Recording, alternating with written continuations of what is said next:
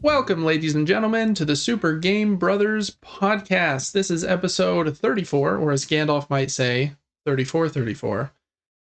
And yeah, this is a weekly podcast where we talk about board games and video games as two brothers, hence the name Super Game Brothers. My name is David, and I'm joined by Devin for the fourth week a row in person.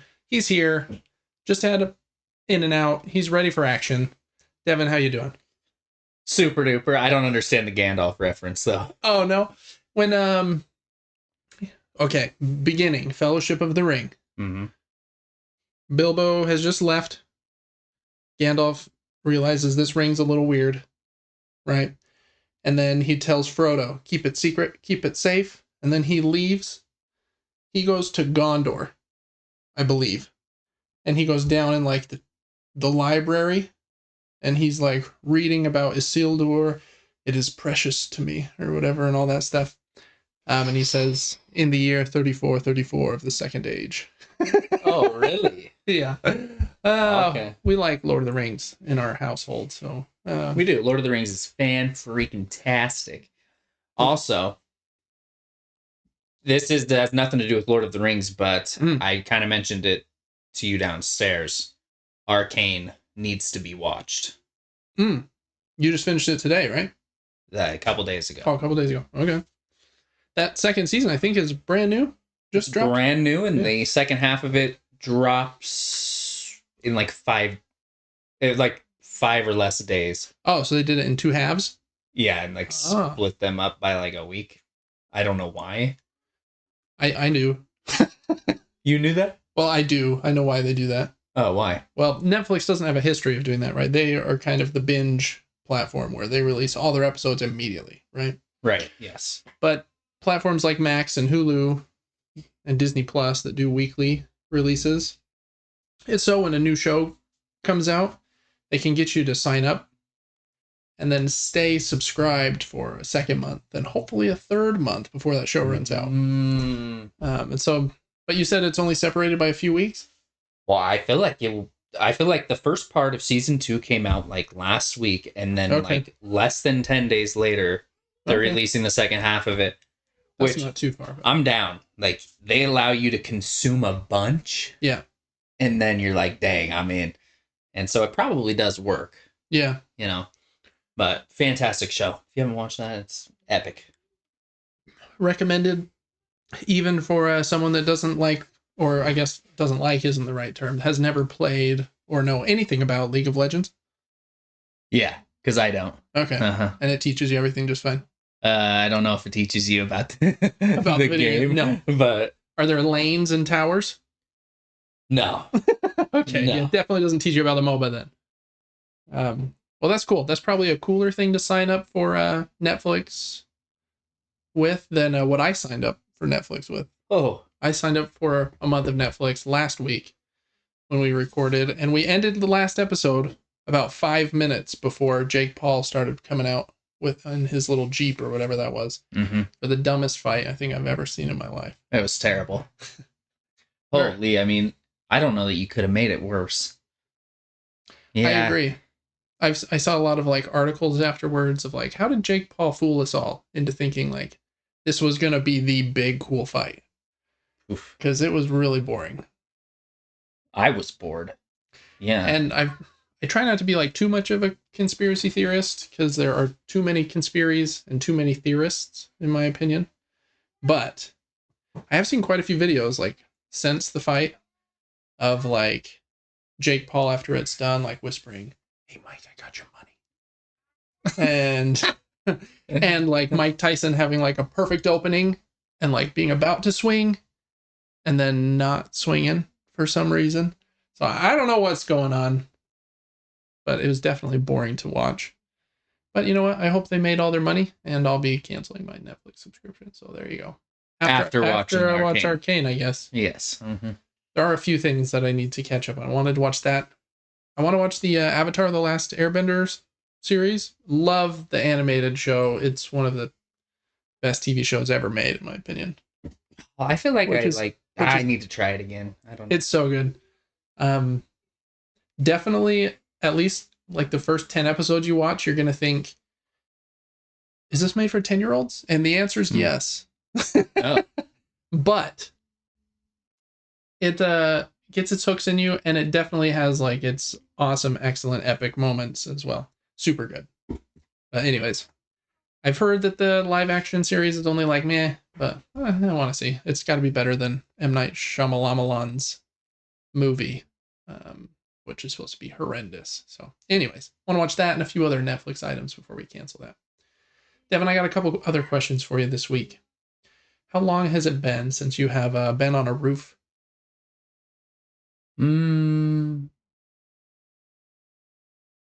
Probably 2 years. Oh, okay. But this roof wasn't very high. That's more recent than I thought. I got on our roof 2 days ago. Man, that's a little intimidating. I live in a 2-story, so you just felt like you needed to get up there? Yeah, just for no reason. No, our dryer vents out the roof. I wish it vented out the sidewall, but we feel like it's kind of blocked. The dryer's like not working very well, so I got up on the roof to see if anything was wrong with that like ventilation piece on the roof. And I don't have a very big ladder, so I have to take like the 15 foot ladder that I have, put it against the like first level of the roof over the porch, climb up over the porch, and then Lacey has to lift the ladder up to me.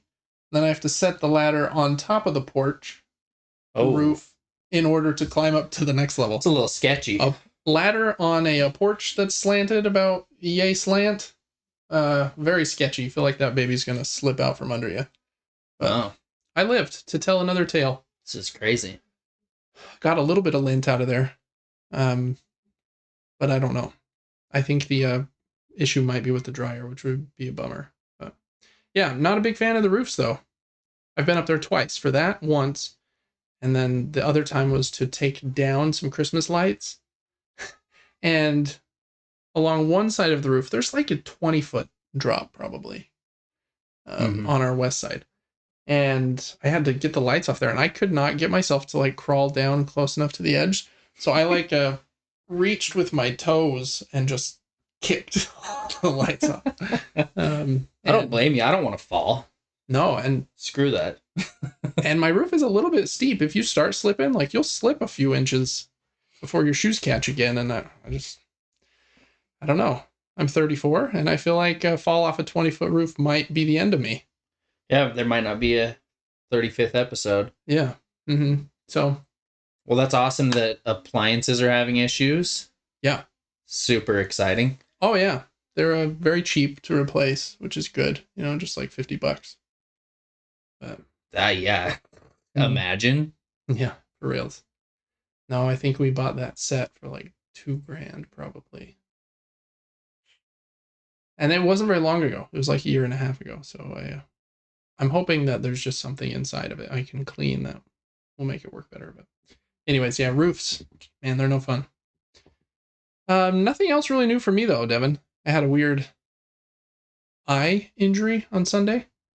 It's a long story. I won't bore everyone with it, but I have an eye condition called anterior basement membrane dystrophy. Really fun. Basically part of my cornea will kind of, they call it an erosion, or kind of break off. And it's not supposed to. It's supposed to be stuck like Velcro is the analogy the doctor gave me, but my Velcro doesn't stick very well, so sometimes it'll slide off. Hurts like the devil. Really? Yeah, and then you basically can't open it for like 12 hours ish. I would schedule that around my sleeping. Luckily, it does. It basically only happens when your eye isn't getting its normal lubrication. And so when the weather changes to winter here in Utah, it gets really dry. And then when you're sleeping, you'll like be in rapid eye movement and kind of moving your eyes around, or like hit your eyelids hard, and that's when it will happen. So it happens when you're sleeping usually, but wakes you up immediately, hurts like crazy. And then I basically slept for like 10 more hours just to like figure it out. And then I went to the doctor the next day, and eyes are frustrating. The doctor told me, come in as soon as you can after you have one, because we've got to pinpoint the spot and give you a new surgery. I've had a surgery on both eyes for it, but the one didn't take as well. I went the next morning, so it's been like 23 hours since the erosion. He's like, yeah, it's all. Cornea looks perfect. I can't tell where it was. Really? Yeah, it just heals so fast. So they have to either wait for my next one, or they gave me this ointment I have to squirt in my eye before bed. Think like Vaseline, or what's another example? Aquaphor, mm-hmm. in a tiny little tube. You just squirt that in your eyes. Makes bedtime a lot less fun. No more scrolling on the phone or anything. It's just right on the pillow, getting cream everywhere. But anyways, other than that, nothing new and exciting for me, Devin. Anything new in your neck of the woods? No, I hope your eye thing doesn't worsen. I've had it for a few years, and we're kind of monitoring it, so it'll be fine. But I took the day off on Monday because of it, and oh heck yeah, you got a benefit. I guess PTO didn't PTO. Oh heck yeah. New in my life, I've been taking Shilajit. Oh yeah, probably for how long now? 2 weeks? Yeah, I think maybe 2 weeks ago is when you first brought it up on the show. I feel pretty Shilajit to quit. Pretty good. Nice. The workouts have been yeah. I don't know. Nothing bad to say yet. We'll see. Okay. Some weird looking stuff. You brought it last week, and yeah, it looks like venom. It does. Or tar. Mm-hmm. It's very strange. What else? I was on Amazon Prime, and it said that we had purchased a Venom movie, and it was not the new one. Okay. So I was sad. You must have bought the other one like a year ago. I have the first two. Yeah, so I thought it was gonna be the new one, and it wasn't. So is that one out on demand? No, you can like pre-order it. Oh, okay. I did watch a movie called Collateral. Oh, I've seen that. Tom Cruise and Jamie Foxx. Yeah, it's pretty good. A little weird. I swear, Jamie Foxx's character is the same character he is in Amazing Spider-Man 2.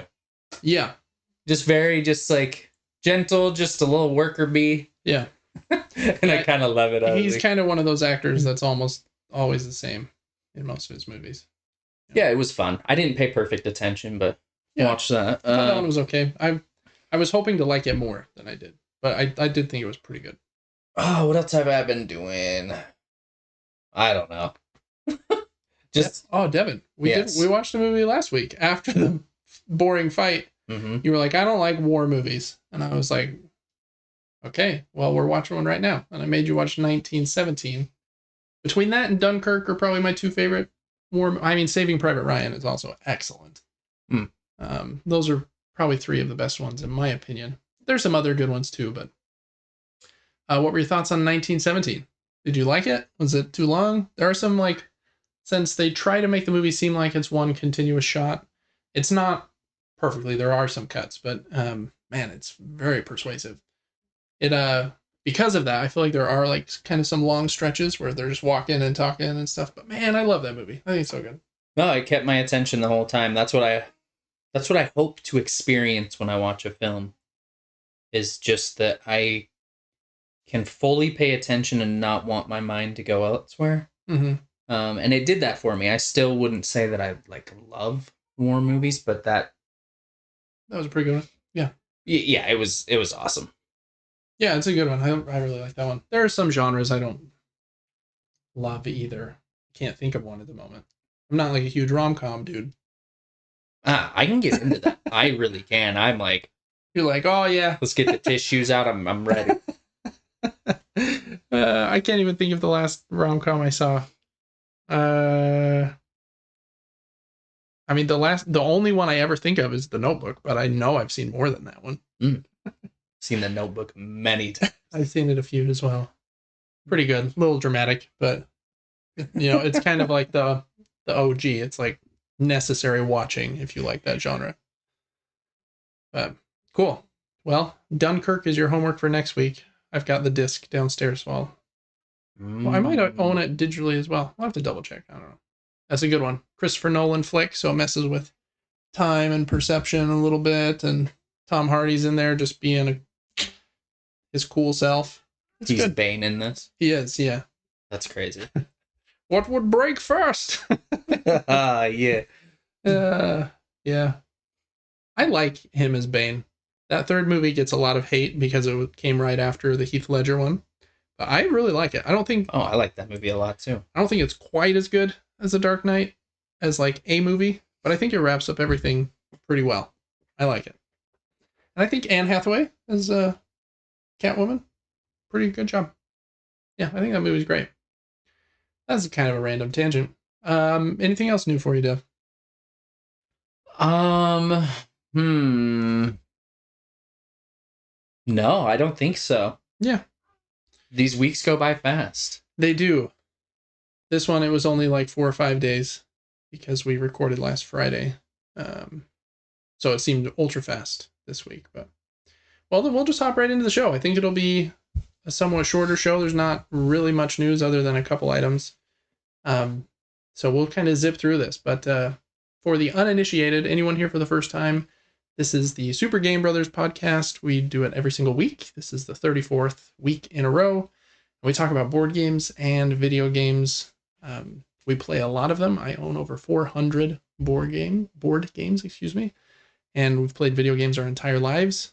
So it's just fun to chat about them. A little bit of news sprinkled in, and a little bit more of what we have been playing, and then kind of ending with a fun list or two now and then. If you want to write into the show or get early access to the show, you can do that at patreon.com/supergamebrothers.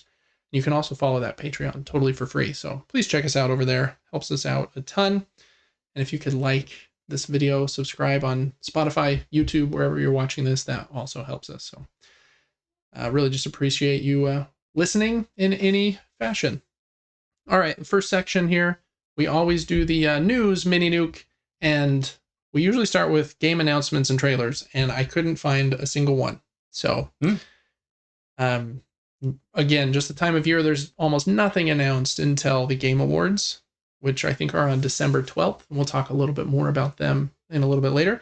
So we're going to skip game announcements and trailers. So now we've got updates to subscription services, and there's only one because we're right here before Thanksgiving. So the Epic Game Store has a free game or two every week. I'm going to hop over to the computer screen so you can see what I am clicking through. And the free game they have this week is called Beholder. I don't know a ton about it as far as, like, I've never played it, but it looks like you are a landlord of some sort, and you have to sneak into your tenants' apartments to see if any of them are like traitors to the state, or something along those lines. It is rated M, it looks like, so there is a mild language, some blood. So I don't know what's going on in this apartment building, but looks kind of quirky indie, in my opinion. So, yeah, kind of odd, but yeah, I've never seen that. Totally free. Add it to your library. And that's the only game that's new to subscription services this week, but either next week or the week after, we'll have all of the December stuff, so there'll be a lot to go over then. So that ends the news mini nuke right after it started, Devin. Woo! And now we are back to what we've been playing. I thought I'll start really quick with what I've been playing. I've been playing 3 games primarily. First one is called Arranger, a role puzzling adventure. I talked about it a little bit last week. And yeah, it's still very fun. I'm not very far, probably 4 hours maybe. But man, just beautiful artwork, and it's just a fun puzzle game where it's a slide puzzle. You're moving your character up and down, meeting quirky characters, trying to defeat bad guys by solving puzzles. There's no like action combat. You're primarily just moving like a weapon around on that slide puzzle to get to the bad guy in order to beat him. But there are some fun boss fights, actually. So it's a cool game. I don't know that I have much more to say about it since last week. So there is that one. Really recommend it, though, especially if you can get it on sale. That's like a perfect Steam Deck game, too. Really love it. Okay, next up, I started a new puzzle game because I can't get enough of them. And this He one's does like the called puzzles. Chants of Sennaar, and I believe it's free on PlayStation Plus, and it was on Game Pass. It might still be. I'm not 100% sure. In this game, you're trying to like help these different peoples that kind of hate each other at this point. There's like some religious people and like these warrior dudes. But you're like a outlander, I think, and so you're coming to this land and you don't understand their language. And so there's all these hieroglyphs, and you'll like talk to people and you'll see the hieroglyphs, but you don't know what they're saying. And so you have to figure out their languages, which is actually really fun. So you'll see these like hieroglyphs, and then you go into this menu where it will pull up like your journal and the symbols. And then you can use, might be a little easier on a PC, but it actually works really well on the PlayStation 2. Well, not the PlayStation 2, the PlayStation 5 as well. But you can choose one of the glyphs and say, I think this means this, and press triangle, and then you can just type, like with the keyboard, what you think that glyph means. And then it will superimpose what you have typed for that glyph on the screen anytime you see that glyph, which is kind of really cool for your like notes to show up in the game. Yeah. And then later on, you do get to like finally cement and validate, I think they call it, some of those glyphs. And so you'll know like the official term after some more puzzling around. But yeah, really love puzzle games. And this one's really fun. Just figuring out those glyphs, filling in the journal, has some fast travel. You do have to like sneak around enemies at some areas, kind of light stealth, but it's all about the languages. I think there are going to be multiple. I've finished the devotees language, and so I'm on to the next people's language. I don't even know, warriors, I think they are. And they'll have like the same word, but they have a different glyph for the same word. So then you have to like cross-reference back with the other languages. Very cool art style. Cool, just really cool game. I really like it. You have to be okay with puzzles, with it being very obscure a little bit. Like it doesn't tell you much. It just like says you just show up at this place and it's just like, okay, go. But you like slowly see like murals on the wall about like their history and why these people hate each other and stuff. And it does look like there's quite a few like different scenarios and locations you go to. So anyways, I really like it. Chants of Sennaar. If you'd like a puzzle game that's unique, I think you'll like this one. I think it, at least so far, it's a bit simpler than something like Animal Well. Animal Well has like layers on layers on layers in its puzzles, where this one has been a little bit more linear, which I don't mind. So yeah, really like it so far. We'll see if another week, if I'm able to finish it, or if it starts to stump me. But that is a Chants of Sennaar. Super cool game. All right, and then last up, Devin, I'm still playing the game we talked about last week. I think that you probably may have as well, so I thought we could chat about this one together, unless you haven't played any more this week. But I've also been playing a bunch of Vampire Survivors. As did I. Sweet. We actually have been going through the Castlevania DLC. Oh, cool. I haven't got it yet. Is it good? Yes. We've unlocked a lot of the characters. Okay. And they do a castle to kind of resemble Castlevania, obviously. Yeah. And it takes multiple runs, but you're looking for things and getting kind of shortcuts as you're going through it. So is it just one stage? From what I've seen, yes. Okay. And you're going through it with like all the Belmonts. Okay. Every Belmont you could think of, and the Belmont's pets, I swear. Yeah. Are in there. And then I don't remember which Castlevania it is, but one of them, right towards the end, there's like this little staircase. It's way high up in the sky, and then there's like the throne room, and he's sitting there, and that like exact area is in this map. Oh, okay. And Symphony of the Night, probably. You get there, and you don't really know what to do, and there's secret. Yes, and I won't spoil anything. We have not done it yet, but love the game. Just sometimes wish there was a little more variety in gameplay, slightly. Yeah. Maybe instead of 40,000 small enemies coming at you, you face a massive boss for like 15 minutes. You know what I Yeah, mean? that would be cool. But it's probably pretty low budget, I'm yeah, it's assuming. made by one dude. Yeah, and he did a great job. Yeah, and he's made so much money. Yeah. It's sometimes as you're going through this game, you're like, okay, just another round where I womp on everything. Yeah. And sometimes it's like, all right, I've had enough. But that was a bunch of negative things. I love the game. The game's absolutely fantastic.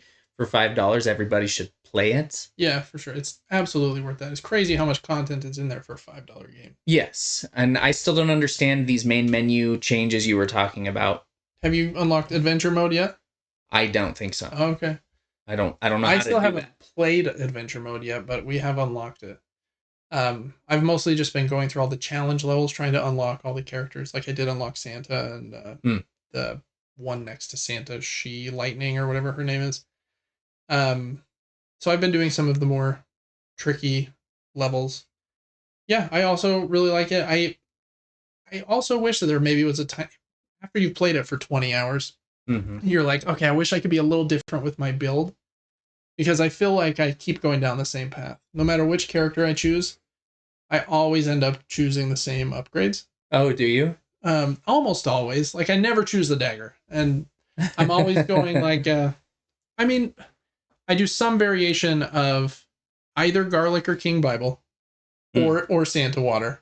I mean, I think you have to have, or I like the lightning one too, to be honest. But, and then I like the auto casting wands. So the ice wand and the fire wand are pretty good, and I like the boomerang quite a bit. I use Do you play with any of the arcanas? We do, yeah. Okay. I like the arcana where a lot of those weapons get 3 bounces, because then with the wands, both of them, and the boomerang, if you have all 3 of those things are just bouncing everywhere. Endlessly. Yeah, almost. Yeah, there's some really cool arcanas. One where specific weapons get a counterpart. Yeah, that one's cool too, because then you fire like twice as much. Yeah, there's kind of cool perks. We turned arcanas off for a bit.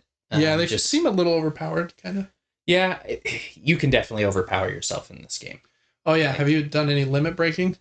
Limit breaking? I don't remember which relic I had to get or what I had to do, but you can get a limit break where if you turn that setting on, it will let you continue to upgrade after you've hit max.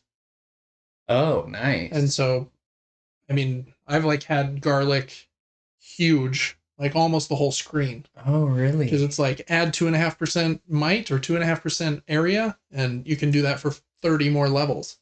That is nice, because sometimes you just maximize your character and you're just like, can the 30 minutes just come now? Right, because there's nothing else I can do. So I like the limit breaks, even though it again seems like you're breaking the game a bit. But. Yeah. Fantastic game, though. Really is. Yeah. It just needs a little more variety, in my opinion. Yeah, some cool boss fights would be cool. There was one big, I wonder if you've seen this. What level is that on? Bone Rash? Or like yeah. There's that big moving thing at the bottom of the screen. Yeah, and all of a sudden you're just forced to the top section. No, not that one. Not that one. Not the death character that pulls the screen up. Yeah, it's a ball. It's like a skeleton ball. I don't know. You haven't seen that one? I don't know. It's kind of crazy. You as you hit it with more damage, it grows, and it gets so stinking big. Like like completely fill the screen. Funny. That was kind of a cool moment. But I wish there were more things like that, because that was one of only a few. Yeah, still really love it. Vampire Survivors is super. Just great. I'm excited to try some of the other DLC packs. Have you tried any others or just the Castlevania one? No, I've seen a bunch though. Yeah. I guess there's an Among Us one. Oh, really? Well, we look up the evolution list, because without it, it's hard to figure them out sometimes. Yes, you're just playing the same game over and over. So it's nice to see Evos every round. Yeah. And man, there's a ton of weapons in the game. The game is set up in a cool way where if you are getting evolutions to weapons, that's kind of the goal of unlocking the next character, and then you evo their weapon, and all of a sudden you have another character. Yeah. And so it's kind of fun. There's another carrot. Yeah. But I don't know. The game's got a lot of content. It can be confusing at times. Like, yeah. I just felt like we were stuck. We really didn't know how to do anything else. Yeah. But have you got the gold or silver rings? No, I know what they are. Okay. Yeah, you get an item that then will show them on the map. And so really? I have them on all my maps whenever I load a level. Oh. But they have some not very big, but quite a bit tougher enemies that guard them. So yeah, I don't know. I'm excited to keep digging in. I want to try out all of the different DLC packs. I think they each add a new stage, if I'm not wrong. The Castlevania one is more expensive than the others, and I'm not sure why. That level just must be much bigger and have more characters and stuff, but yeah, still great. Really like it. It's fun in co-op, so if you haven't played that, you should definitely try it. Perfect, again, for like a Steam Deck or something. And we'll talk a little bit more about that game at the end of the show today. All right, and that's going to do it for video games. Hopping back here to our faces. We're going to talk about board games for just a sec.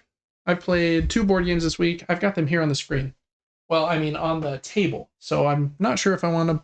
I'm just going to pull them up on the table. Awesome. And the 2 games are... Where is it? Table. Wrong button. Here we go. Are Empire's End and Aurum. And I'll talk about Empire's End first. This game is by John D. Clare, a very famous game designer who designed Space Base and Ready, Set, Bet, and quite a few other games. Very pretty artwork by Kwanchai Moria. It has kind of this cool spot treatment on the box. You can see the glossy section. And in this game, you have 11 different city tiles that represent your city, and they all start perfectly healthy, and everything is well, and they're all worth a bunch of points listed at the top. But during the game, there's going to be like 25 calamities that happen, and you have to bid to not take a calamity. And so to not take a calamity, you have to put one of these resources on the card to say, no thanks, I don't want to take it. I said no thanks on purpose because it's based on a smaller game called No Thanks. And then eventually someone's going to break and not have enough resources to bid. And so they're going to have to take the calamity. That flips over the tile of that location. And any tile that is on that side, it has flames on the bottom to symbolize, like this, to symbolize that it's destroyed. And those points have a cross mark through them. So you will not score that location unless you're able to repair it before the end of the game. But you got everything on the card that everyone else had bid. I really like No Thanks. So that system is really fun. It is a weird feeling, though, in this game to start with all of your points. Well, you don't start with all of them, but to start with a majority of your points. And then to just feel like, how can I keep everything from going wrong? And you're like always at a knife's edge from like, I'm going to lose my best location, which is worth like 30 something points, I think. So a weird feeling in a game where you feel like you're just barely skirting by. Because in most games, I feel like they have the opposite arc where I start and I'm like nothing. And I'm ramping up to something like bigger, kind of building a cool engine or a civilization or something. This one's very much opposite, where you start, everything's fine, and then it's kind of crashing, and you're just trying to avoid too much damage. I really like it, but that feeling, it like gave me a little anxiety through the play, where I was like, man, I feel like I'm playing so poorly, because I'm taking so many of these like calamities, and everyone is going to end up with quite a few, so there's really no avoiding some at some point, because you're going to have to take one to get some resources. It's just kind of playing the other people. I know if I push one more round, maybe I can force you to take it, or I'll take it next round, but will have gotten 4 more things. Really cool game. you just go in knowing that you're gonna feel like you suck at it the whole time, because it's brutal to just watch all your points evaporate the whole time. But cool game. I like the box size. I like how pretty it is. It has cool components as well. Like, this is not a deluxeified version of the game. This is the base version, and you just open the box, give everyone a little tray, and it has all their tiles and everything in it. And I mean, that's pretty a nice production for a small game, because most games would just make you put that in baggies or something. But so yeah, really like Empire's End. I've only played it one time so far, but at this point, I would definitely give it a recommendation. Not exactly sure how high of a recommendation, but hopefully with a few more plays we'll know for sure. Next up, I played Aurum. This is a trick-taking game. I'm really into trick-taking games right now. They are fun, where there are 5 suits of cards, and those suits they're based on metals. It's like copper and, I don't know, we call them blue, purple, green, white, and orange. Wow. Yeah. And there are numbers 1 to 10 in those 5 suits. But this is a tricky game in that there are also, none of those are the trump suit. The trump suit are gold cards. But gold cards will not be shuffled into the deck and do not go in your hand. Anytime you earn one, they go on the table in front of you, and they'll be worth a number of points. You can see based on these like sun circles on them. So this 8 is worth 3 points at the end of the round. And the trumps always win the suit. The highest trump would win the trick, excuse me. But getting them is hard, and using them puts them back into the gold display, so they're no longer in front of you. So using this trump card would lose me 3 points, because I'd have to spend it to win the trick. This game is also very unique in that it has a do not follow mechanism. So if somebody starts with this orange card, I cannot play orange, which usually in a trick-taking game you must follow if you can. I have to play orange. So then I, follow with this blue 3, and then the next player can't play orange or blue. So very, very unique in that way. Also, the other wrinkle, there's like wrinkles on wrinkles in this one, is in most trick-taking games, if you win the trick, you start the next trick. But that's not how this one works. And also, you win a trick if your number is the highest, regardless of suit, as long as there's not a gold. So even though somebody led with orange, this 10 wins because it's higher. Even though it's green, it's not the lead suit. Again, very different than most trick-taking games. So this person would take the trick, but whoever plays the lowest card in the trick gets a gold card of that value, and they get to lead the next trick. So there's a huge advantage to being the lowest card in the trick, which again is very unique. In a 4-player game of this, you play in 2 teams, and if you and your teammate are able to both play the lowest card, get the gold, and be able to lead the next trick and win the trick, like, such a good feeling. So I think it's really cool that you takes a round or 2 to get used to, because there are so many changes you don't have to follow. In fact, you're not allowed to follow the lead suit. You want the lowest card and the highest card in the trick, and whoever wins the trick doesn't lead. So very unique in that way, but man, we loved it. It's really cool. And this is one where you bid at the beginning of the round on how many tricks you think you'll win after looking at your cards. And so in the game we played, I think I bid 6 on the last round, and there can be up to 11 tricks, I think, if everybody plays all of their cards and the round doesn't end a different way.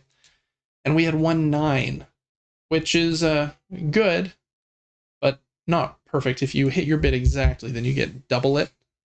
So you really want to hit it exactly. Whereas at 9 tricks, you only get points equal to your bid. So we were only getting 6 points. The last 3 are basically lost.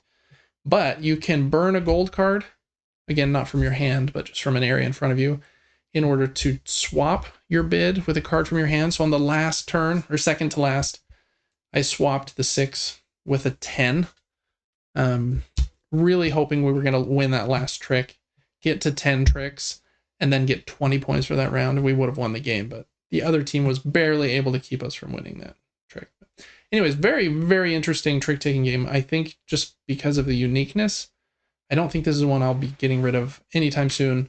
But you have to know that going in. It's very unique. This is, if you're wanting something that's just like Hearts, this is vastly different. So, but I really like the differences. Because in a normal trick-taking game, if you take a trick, you can kind of just, if you're smart about it, kind of run away with the round by, okay, I took the trick, I get a lead, and I'm going to play a card in a suit that I know nobody else has, and I'm just going to win trick after trick after trick after trick and get a lead, get a lead, get a lead. This one really breaks that mold, so very, very fun. I really liked it. I got this one for $8 on a sale last year, so you can get it for like a really reasonable price. I think it's excellent if you like trick-taking games. So anyways, two kind of unique games for me this week, Devin. You haven't played either one of those. I have not. But I do think both of those have a cool aesthetic as well. Very simple one here, but I like the 5 different colors and the gold cards. And then just awesome production here on this guy. So those are the 2 board games I have been playing this week. All right, that's it for the games that we played. We are, what are we at now? What we're most excited about, I think. Ooh, yeah. And I'm not 100% sure. The big game releases this week, I think, were Stalker 2. I don't have an Xbox or a high-end PC, and I didn't play like the first Stalker. And it didn't review exceptionally. I think it's in the 70s somewhere. But I know a lot of people were excited about that one. The Lego Horizon game came out, also didn't review amazingly in like the 70s. And then the Dragon Quest III HD 2D remake reviewed exceptionally well. But it's basically a very old school JRPG. I feel like you had to have played Dragon Quest back in the day in order to love those and to be excited about this one. And I'm really hit or miss with turn-based games, so I don't know that I'll be hopping into that one. Definitely not a full price and probably not for a long time. So not really too pumped about any of those. Probably just play more Vampire Survivors and Chants of Sennaar and a Ranger, to be honest. Any video games that you're excited about right now, Devin? No, I don't know what's coming up soon. And there's really not much because it's the time of year when all the companies want to have their games available for Black Friday. It's not like anyone's releasing a game, late November. There are actually a couple in December, so I guess I can't say that. I think Indiana Jones comes out next month, but again, only on Xbox. And it's very rare to have a game, like a big game in December. I think the new Ender Lilies game comes out in like January. So That's exciting. I'm pumped about that one, but that's not for a little bit. So as far as board games are concerned, got a few deliveries coming up. I think the one that I'm most excited to try out most imminently is probably this one. Let's go back down to the table. This is Baseball Highlights 2045. This game has been out of print for a little bit, I believe. There is a new version coming out next year, but there's also this like mini version called Spring Training that only has 2 of the 4 base teams in it, and the free agent deck was a bit smaller, and it only has 2 player boards instead of 4. But it was on sale for $5, and I found a bundle on Eagle Griffin's website that had this game plus a tournament pack that gives you 4 more player boards. So I have 6 player boards in here. I can play with 6 people. And I bought a bunch of these little extra card packs so that this game now does match and even has more teams and cards. I think I have all 10 expansions plus 4 extra teams and the 4 basic teams. So I basically have turned this small little box into the full Baseball Highlights 2045. it's supposed to be an excellent game solo, but also at like 2 or 4 players, and you run a little baseball team and you play like a little head-to-head game of baseball. And I think you actually play best of 3 in a 2-player game, or it might be best of 7, and they're pretty quick games. Like a game consists of only 6 cards played, I think. So you play one game, and then you buy some new free agents, so your deck will change. So you start with 15 cards in your team, and your deck will slowly change as you buy new free agents, and you can kind of customize one way. There's robots and cyborgs and also humans on these teams, so it's meant to be like futuristic baseball, but only the highlights. So it's not a full, like, we're going to play 9 innings. We're going to play 6 cards that simulates a game, and then we'll go to the next game. So it's supposed to be excellent. I'm excited to try that one. We might play it tonight. We'll see. But that's Baseball Highlights 2045. Let me know in the comments if you've played that one, what your favorite team is.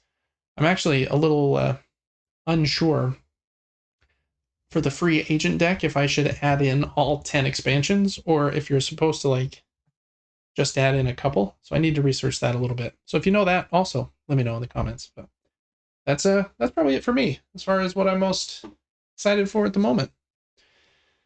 That brings us to the news, Devin. There's not any board game news this week. So for video game news, there are 4 things I think that I wanted to go over. So we'll hop back to the screen where Vampire Survivors is still going, and pull up just a few items here. First one is definitely the one that has gotten the most talk this week, and I'm going to pull up the article from Push Square. I think they kind of summarize the article really well. Basically, there was an article from I think it's called Reuters that came out that said that Sony is in talks to buy a company called Katakawa. You ever heard of Katakawa, Devin? No. I don't think so. That's okay. They are a big like parent company that own a lot of other companies, mostly media companies. So they own some video game companies, some like movie and TV show and anime companies. The biggest ones that they own are From Software. I do like them. I know you really like them. I think Chunsoft, and Acquire. I think in this article it says that Acquire just made the Mario and Luigi Brothership game, and Danganronpa is made by Chunsoft. I can't say that. Chunsoft. Words. They make kind of Japanese style games over there. But obviously From Software is the big name here with Elden Ring and Demon Souls and Bloodborne and all the stuff that they have made. After this rumor came out, Katakawa the next day confirmed that they have received a letter of intent from Sony to purchase the company. I think it was like to purchase all of their shares. And they said in that confirmation, we have made no decision at this point. But it sounds like it's pretty well into negotiations, though, which is crazy. Sony does already own like a small portion, I think, of both From Software and Katakawa, or maybe just one or the other. So they already own like a tiny bit.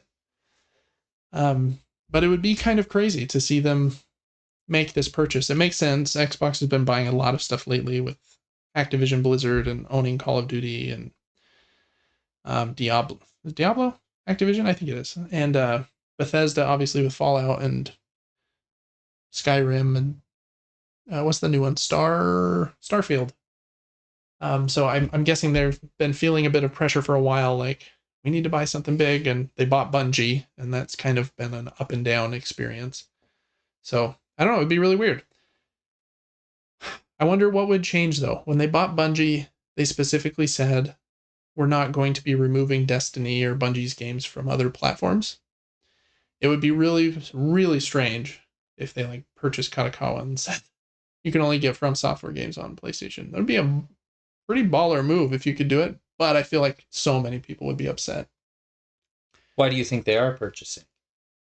I think they just, as an investment, think they're like a good investment. That From Software is on like a massive trajectory with, Elden Ring being like selling 10 times as much as some of their other games. And so my guess is they just want kind of own that and ride the monies made there. I don't know, but maybe there will be something where, I don't know, you can get Elden Ring 2 3 months early on PlayStation and it comes to PC and Xbox 3 months later or something. I don't know. That would be, I don't think that would happen though, but this is a pretty good article on Push Square. They kind of summarize the important bit. So if you want to look that up, props to them. They do some good stuff over there. But that's kind of been one of the talks of the town this week. I actually haven't played Armored Core. I haven't either. I would like to. It's I think that was From Software's latest game other than the Elden Ring expansion. And it's supposed to be really great, but it's very different. Like kind of like arcadey, like 5 to 10 minute like missions that you go on, but like super high speed and boss fights and like mech builds and stuff. So I need to try that one out as well. But anyways, so we'll see if that actually happens over the next few weeks. Next up, just a couple little things. PlayStation on the PlayStation blog has announced their Black Friday deals for 2024. I don't think any of these look all that enticing, to be honest, but here they are. First one, you can get up to 25% off a DualSense from PlayStation Direct and up to 40% off a PlayStation VR 2 bundle. That's kind of nice. I do want one of those one day, but money, right? And then continuing their tradition from last year of just totally hating on their current PlayStation Plus premium subscribers. If you join PlayStation Plus or upgrade from PlayStation Plus, what's the basic one called? What's it called? There's something then extra. Oh, essential. From essential or extra to premium, then you get 30% off that upgrade or join. But if you have premium or are already a PlayStation Plus subscriber, there's a no deal for you. So It makes zero sense. I know, just taking the Comcast and Xfinity route here where they want to get new business and just want to bleed as much money out of their current customer base. You know, sounds great. There's also some deals, I guess, on Sony Pictures Core, or actually these I think will be new movies added to Sony Pictures Core, which I think is included with PlayStation Plus Premium. So if you want to watch Venom or Let There Be Carnage or Madam Web, or the much better than any of those three, Spider-Man Across the Spider-Verse, then those should be on there. There's also going to be 40% off PlayStation Gear if you want a Last of Us backpack or I don't know, something like that. I don't know even what all is there. And then probably the highlight for me at least is there's going to be a Black Friday sale on the PlayStation Store. They don't have the deals up yet. They will be up on Friday, so the 22nd, when you're probably hearing this. If you're on Patreon, thank you.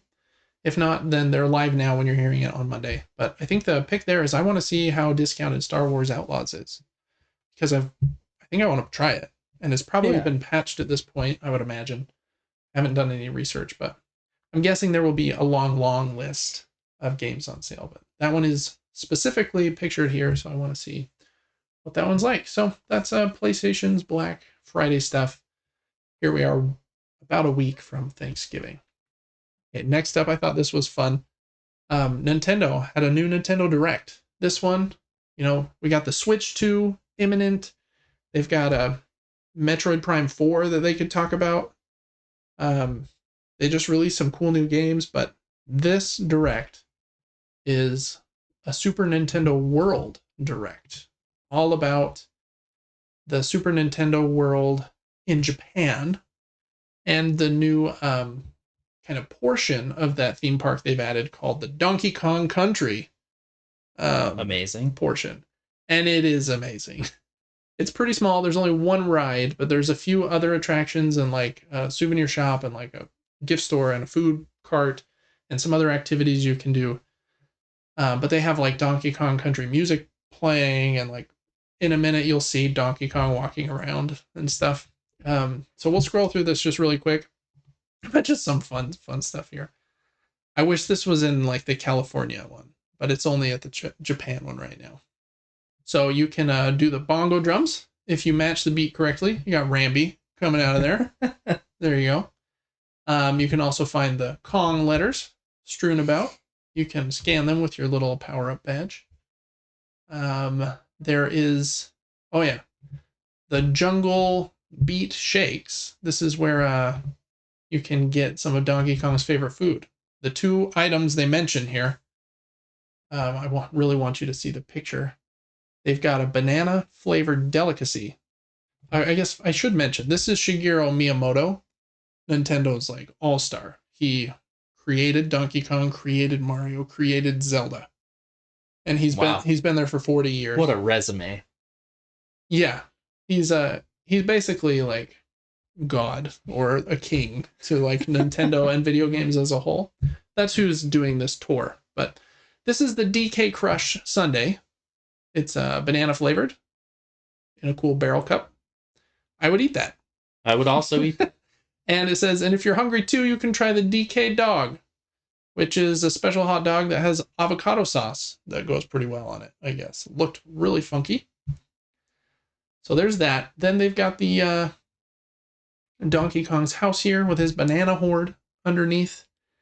And then they also show, here's DK walking around, just looking like a stud. I'm glad that they made it really big, because he looks huge. Yeah, his proportions are like perfect. And yeah, I really like it.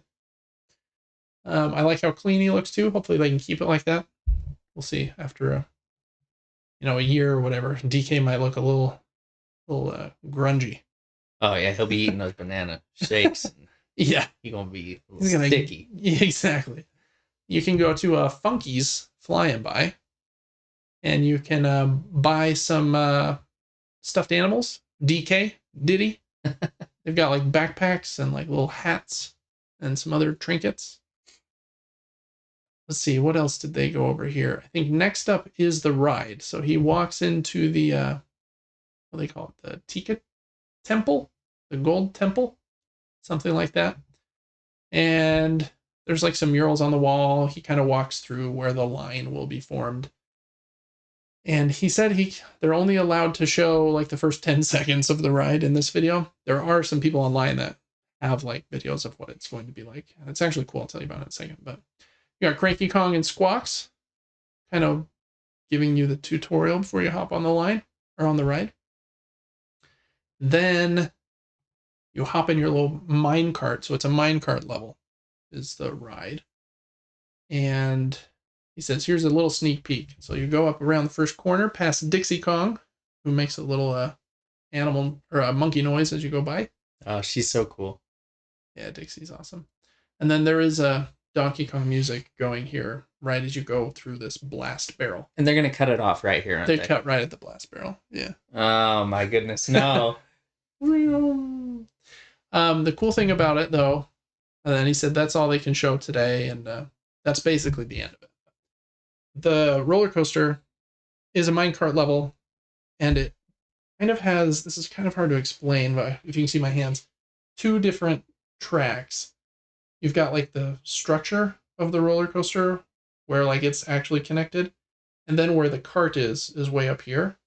And so it's like in the Donkey Kong games where like you'll jump from one track and then there'll be empty space onto another track, but there's this bottom piece holding you. So obviously they can't actually jump it, but yeah, that ride would last long. Yeah. But if you watch, there are some like POV camera footage of like an example of the ride, I think. And it looks cool. You like blast off the barrel and then land on the track, and then you're jumping over to the other track. Then you like jump over some gaps and stuff. And I don't know, looks pretty cool. I hope they bring this segment to California, because Donkey Kong Country it might be my favorite thing Nintendo's ever done, which is saying a lot, because I really love Zelda: Link to the Past, and I really love 2D Mario games, but I don't know, Donkey Kong Country's got like a it's fantastic special touch. So it makes me a little excited. I know they have, speak of the devil, this game comes out I think in January. The HD remake of Donkey Kong Country Returns, which I think was a Wii game for the Switch.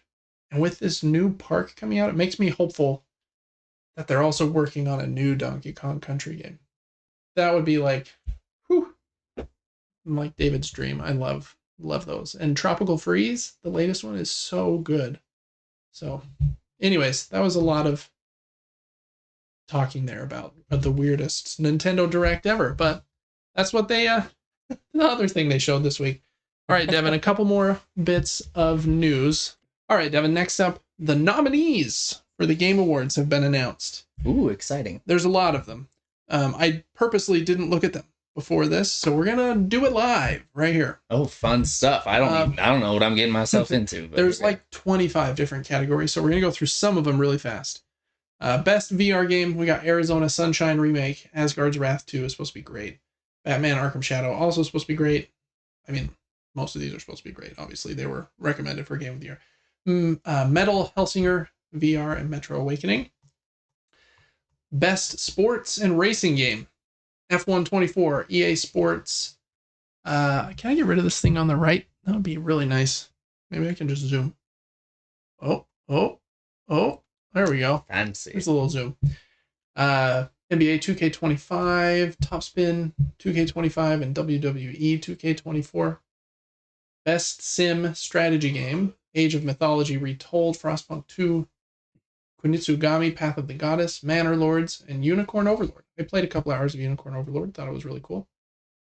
Just a big game, like, big. Best Score and Music. Here we go. Here's something we might be able to have an opinion on. Astrobot, excellent music. That's probably my pick here. Final Fantasy VII Rebirth. I haven't played that. Very well loved. Part 2 of the remake they're doing of Final Fantasy VII. Metaphor Refantasio just came out a few weeks ago from the team that makes Persona. It's getting a lot of love as well. I haven't played that or Persona, but me neither. Man, uber popular. Silent Hill 2. I thought that game looked really cool. I don't remember the music standing out though, or the score. Do you? What's a score? I think it's like the instrumental music, like behind the scenes, like when you're doing stuff. No, yeah, I beat it almost twice. I'm not sure. And Stellar Blade, which I haven't played, so I guess by default my choice is Astrobot. Very fun music in that game, but that would probably be my pick there. Best RPG, Devin. We got this is gonna be a tough one. Well, I don't think it will be actually. Dragon's Dogma 2, Elden Ring, Shadow of the Erd Tree. We'll stop right here for just a second. A little bit of a controversy. Should they include a DLC pack in a game of the year? That's been a hot point this week as well. What is their argument against it? That I don't know.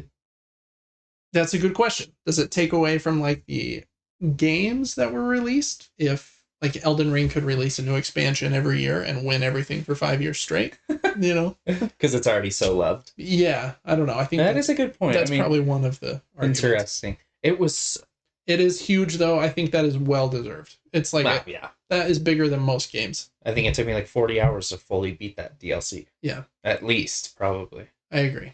Final Fantasy VII Rebirth, Like a Dragon, Infinite Wealth, and again Metaphor Refantasio. It has to go to Elden Ring. Well, I mean, I don't know, to be honest, because I haven't played the other three. I think Elden Ring's going to win a lot of these. Yeah, Dragon's Dogma 2 is hilarious and super unique in its own way, but like slightly janky, and quests weren't working, and a funny game though. That game was amazing. Okay. Best Performance, Brianna White, Final Fantasy VII Rebirth, Hannah Tell, Life is Strange, Double Exposure, Humberly Gonzalez, Star Wars Outlaws, Luke Roberts, Silent Hill 2, and Melina Wergens, Senua's Saga Hellblade 2. I haven't played any of those 5, so no opinion. Silent Hill, Luke Roberts. There you go. Best Ongoing Game, Destiny 2, Diablo 4, Final Fantasy 14, Fortnite, and Helldivers 2. Ooh. Out of those, Helldivers would be my pick, but I'm just kind of over Fortnite at this point. But it is incredibly impressive, like how much they're able to keep that going and keep it fresh. Also, Yeah, but they are having to go back to previous seasons. I saw that They're doing that a lot. The OG map. Yeah. It's almost like we've added every vehicle in the game at some point, and every character you could think of, except for Mega Man and the Ninja Turtles. We haven't done that. Helldivers is pretty new, so that's hard for me to say it's the best ongoing game. Yeah, that's true. Destiny 2 is going to be my pick just because they always killed it. Yeah. With the whole upgrade system in that game's fantastic. The raids, so much variety. Have you played the final shape? Nope. No? Okay. I was just curious. I think most people liked it. I was just... Best narrative. A lot of Final Fantasy, Like a Dragon, and Metaphor on all these categories, but other than those three, Senua's Saga, Hellblade 2, and Silent Hill 2, I bet Metaphor wins that one. Just, I don't know. Total guess. I don't have good enough vocab for understanding what narrative means. It's like the story and the writing, basically. Like, which most impactful story, probably. That's what they should put under best. Best multiplayer. I feel like Black Ops 6 is getting a ton of love right now. Yeah. Mm-hmm. Helldivers 2, though, was going to be my pick here, too. Just such a fun moment. I feel like everyone was playing that game for like 2 months. I want to try Warhammer. I do as well. It's supposed to be great. That Super Mario Party game is supposed to be super, too, but my problem with those is they require the Joy-Con. And every Joy-Con I've ever had has had stick drift within like 6 months. And I refuse to buy another one. Because they're $80 a pack. Yeah. So Nintendo needs to make the Switch in like... They need to figure that 1440 or 4K and then just like perfect this controller. Yeah. Because that's a good question. What do you think the next one I feel like is just going to be an iteration? I feel like it's still going to be a handheld and a docking thing. I feel like it has to be 1080 minimum. Because the other is one... it currently not? No, it's like 720. Get your acts together. The thing is that they shoot for low price points as well, right? Mm-hmm. So I think 1080, 60 frames, and if they could get Hall effect sticks in those Joy-Con, then I would be totally fine with them. I want 1440 OLED on my handheld. That would be wonderful. Oh, but yes. Mine's 1080, 120 frames, and I think it's pretty beautiful. But yeah, having an OLED on there would be really nice. Anyways, best mobile game? AFK Journey, Balatro, Pokemon Trading Card Game Pocket. Question, have you downloaded that? No, I don't know what that is. It's been really big the last few weeks. Basically, you open Pokemon card packs. Well, didn't Disney try this recently? Doesn't Disney have like their own trading card game now? Oh yeah, Disney Lorcana. Oh yeah. Yeah, I have some of it over here. That one is mostly physical. I don't know if it has a digital version, but basically here you open card packs in the app. Oh. You can like fight other players as well, and they're going to introduce trading as well. It's actually pretty fun because you're just opening card packs and like, it sounds like that would be dumb, but it's more fun than it seems. I understand that perfectly from chests in COD Zombies and just a lot of different things. I love, testing your luck. It's the same annoying system though with, those things where you get a free booster pack every 12 hours, Oh no. Come back. This is a lifelong game. Or pay a bunch of premium currency. Supercell. Yeah, exactly. Okay, then Wuthering Waves and Zenless Zone Zero as the two kind of Chinese games. Gotcha games. Gotcha. Balatro is my pick here by a million miles. Still haven't tried it, but I will one day. Man, it's so good. Okay, best independent game. This one is... Ooh, you're struggling on this one. This one is really tough, having just seen it in this moment, because I didn't look. Animal Well, man, I love that one. Balatro, love it. Lorelei and the Laser Eyes is supposed to be great. It comes to PlayStation in 2 weeks, so I'm excited to play that one. It must just be on PC or Xbox or something. Neva is supposed to be incredible. I haven't played that one yet either. And UFO 50 is super. It's big. I haven't played more than 15 of the games so far. So That's a really tough one. I don't know what I would pick. I would probably, at this point, just because I have finished like the main story and gone pretty deep into the end game, I would give it to Animal Well, just because I've seen more of it, I think. But Balatro and you is right up there with it, and then I'd probably put UFO 50 as like a just barely underneath third at this point. But I am very looking forward to playing both of the other ones. So you've played a little bit of Animal Well, but oh, I did. That's gonna be my pick then. cool. Games for impact. I think that have like a nice message about change or something. Closer the distance. Closer? Closer the distance. I thought it was gonna be close the distance. Closer the distance. Yeah. To be honest, I've never heard of that one. Indica, Neva, Life is Strange, Senua Saga, and Tales of Kenzera Zhao. Just based on my excitement for these, having not played any of the 6, Neva would get that one. But Indica is supposed to be a pretty cool puzzle game. Kind of like a halfway horror puzzle game, I believe. I think religious horror. Best game direction. That's a tricky category for me to understand, because it's like all of these 6 games had a director that was like, I'm in charge of the direction, like the feel of the game. This is what we want the game to do, and it's going to do this and this and this. How do I define that? I'm not a game director, but the 6 games are Astrobot, Balatro, Black Myth, Wukong, Elden Ring, Shadow of the Erd Tree, Final Fantasy VII Rebirth, and Metaphor Refantasio. Having only played the top 3, and I haven't played all of any of them, I would probably give it to Black Myth just for a like sheer like scope and like impressiveness. I was like, very impressive. Have you beat that yet? No. Game is crazy. Yeah, and it seemed like it was huge, like so many fights. Mm-hmm. So I don't know. From like, is that the director's job to decide the scope? I'm not sure, but there you go.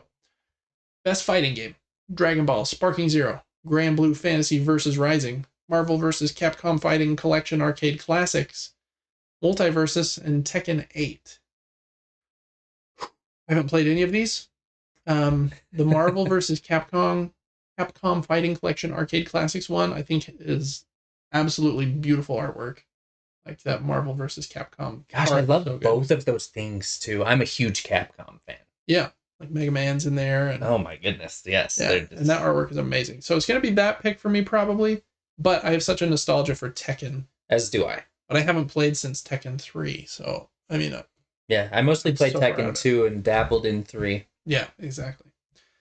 So, and I'm not really a fighting game guy. Best family game. Ooh, this is a fun one. Astrobot, Princess Peach Showtime, Super Mario Party Jamboree, The Legend of Zelda, Echoes of Wisdom, and The Plucky Squire. Astrobot's winning that one for me. But I haven't... Astrobot is 10 times as good as The Plucky Squire. It is. I like The Plucky Squire. But yeah, Astrobot's like a 9.5, and Plucky Squire's like a 7.5. Yeah, weird. But I don't feel like there are a lot of family games made nowadays. So, and I, not to discredit the Plucky Squire, I thought the ideas it had were really cool. I just thought it was a little bit boring in how it did the cool ideas. Yeah. Mm-hmm. But anyways, that's probably my pick. Best esports team. I don't know anything about these teams. Do you? No, not really. We're gonna skip it. Best esports game. Counter-Strike 2, Dota 2, League of Legends, Mobile Legends, Bang Bang, and Valorant. Again, I don't follow esports really, other than Rocket League. I don't know too much about Valve now that I'm looking at this. I've dabbled in Riot Games. I've watched people play League of Legends. I've played Valorant, but I have never played Dota 2. I believe Dota is a MOBA-like league. Huh. So is Valve a kind of a game launcher as well, like Epic Games and Riot Games? Valve is... isn't that Steam? The company. I'm so confused. I think Valve is the company that owns Steam, or Steam owns Valve, and Valve is their arm that makes games. Dude, Valve is the coolest name I've ever heard for a company. Oh, yeah. And that is a dope name. Their logo, like they do Left 4 Dead, right? Their logo with like the knob on the back of that guy's head, the red knob. Okay, maybe I kind of know it, actually. Yeah. They don't make very many games anymore, but Yeah, they are Steam for sure. That You're is right. cool. Yeah. Anyways, Very cool name. Best esports athlete. Don't know you guys, but good job. let's see if I know any of them. Okay. 33. Alex Sib, Chovy, Faker, Zaiwu, and Zimjijikaka? Zumjijika. That's probably not how that's said. I don't know. I didn't know any of them. Best debut indie game. I got it. I got to give that one to Animal Well, I think. It would be that or Balatro. I almost passed out playing Pacific Drive, bro. I agree. I think it's been patched and is like a rock solid 60 now. At launch, it was pretty rough. Oh my goodness. I didn't know what I was looking at. If I was awake or asleep, I wasn't sure. Content creator of the year. Queso, that's amazing. I don't see us up there, so I don't know. But we're probably in that little empty spot empty there. spot. We haven't sent the picture in. Oh, that's right. They forgot. Yep. I don't know any of these dudes. You don't know Queso? I don't. Is he cool? He's funny. Is he? Okay. Well, then maybe I'll pick him. Yeah. Ilo Juan, Techno Gamers, Typical Gamer, and Usada Pecora. So there you go. Best community support. Baldur's Gate 3, Final Fantasy 14, Fortnite, Helldivers 2, and No Man's Sky. So I don't know what that means. Is the community just sending money to the game? Like, what do you... No, it's What like, do you mean? do they listen to their community, like implement changes the community wants? Like, what's their patch release schedule? Oh, No Man's Sky and Helldivers are pretty good. I would say Baldur's Gate or No Man's Sky would probably win that for me. I feel like Baldur's Gate's been really good with like, okay, we're adding mods in, and here's all the stuff you guys want. And I would really like to try Baldur's Gate soon. It's supposed to be just amazing. I want to try No Man's Sky, but there's just no beating it. Yeah. It's intimidating. I don't know where to go. My kids like it, but they like Minecraft more, and so I don't know if they'll ever go back. Okay, best audio design. Astrobot, Call of Duty Black Ops 6, Final Fantasy 7 Rebirth, Senua's Saga, Hellblade 2, and Silent Hill 2. Lots of repeats here. I thought Silent Hill sounded like it had cool audio, like design, like when you're fighting and stuff. But again, having only played Astrobot, that would be my pick here. I agree. Best art direction, I'm giving that one to Oof. You know, I like all of those actually. I would give it to Astrobot or Neva probably, but Black Myth is very unique, and I feel like they really stuck to like their style of uniqueness, which was cool. Yeah, Black Myth looked super cool. Kind of like Elden Ring, but different in its own way. Yeah. A little more artifacty and blurry though. Like Remnant 1. Yeah. But I don't know. Oh, Remnant is so good. Most anticipated game. Death Stranding 2 on the Beach, I think comes out early next year, maybe. Ghost of Yotai. That's very cool. Yeah, that's big. So, oh my gosh. Grand Theft Auto 6 is going to make more than every other game on every list we just read combined. Metroid Prime 4 Beyond and Monster Hunter Wilds. Maybe I just need to know life Grand Theft Auto 6 as a streamer and just live in that game for like 10 years. That might be like your path to success. Pretty hardcore. Yeah. I don't know. Metroid Prime, I actually didn't know about this, did I? Have we talked about this? Maybe. It was announced like 6, 7, 8 years ago, but they finally just gave an update like I think 2 months ago or something with a new trailer. This is my hot take, but they shouldn't have done early access for Monster Hunter Wilds because it made me not want the game. Oh, really? I think that is definitely a risk they run. If like the demo is not excellent, I think it can turn people off. But maybe I didn't play any of the precursors, is that the right word? Sure, prequels to this. Yeah. And so maybe I don't understand the love for it because the game feels a little janky to me. Yeah. Because I'm comparing it to other games that play so differently. Yeah. Maybe it's fun. Maybe it's good. I don't know. Don't hate on me. No, I feel like a lot of people are pumped for it. For me, it's either Ghost of Yotai or Metroid Prime 4. Probably Metroid Prime, to be honest. Yeah, I would choose Metroid out of all those. And Grand Theft, honestly, is probably going to be funny. Yeah, it probably will be hilarious. That game is going to be huge. By everyone's accounts, it seems like it has cost over $1 billion to make. which just for reference is like 4 times more than The Last of Us Part 2 cost to make. Really? Wow. Yeah, just humongous. And it's going to make like double that in like the first day, probably. It's going to be crazy. Best adaptation. Let's go. Hey, Devin, we just talked about this. Let's go. It's so good. Arcane, Fallout. I think you liked that as well. I enjoyed that too. That show got weird. Fallout? Yes. Like a Dragon, Yakuza, and Tomb Raider, The Legend of Lara Croft. Haven't seen that. I choose Arcane. It's fantastic. I kind of want to check out the Lara Croft one. I really like that style of hand-drawn animation. Like Castlevania. Yeah, right. Castlevania is you would like beautiful. The animation in Arcane. I'm sure I would. It does look very pretty. Cool. I haven't seen any of those 5, so no pick for David. Seen a couple episodes of Knuckles, but have you? It's not as good as Arcane. Yeah. Best action game. Oof, I think that's got to be Black Myth, in my opinion. Having not played Warhammer, which looks like it could be fun. But. Yeah, that's hard to compare Black Myth to Helldivers 2. It really is. I mean, I'd give Helldivers 2 like best multiplayer. That was so fun when we had a group playing that. Oh yeah, it's a blast. But as far as like, if I'm thinking about action game, Black Myth just seems like that. I don't know. Yeah, I agree. It's fantastic.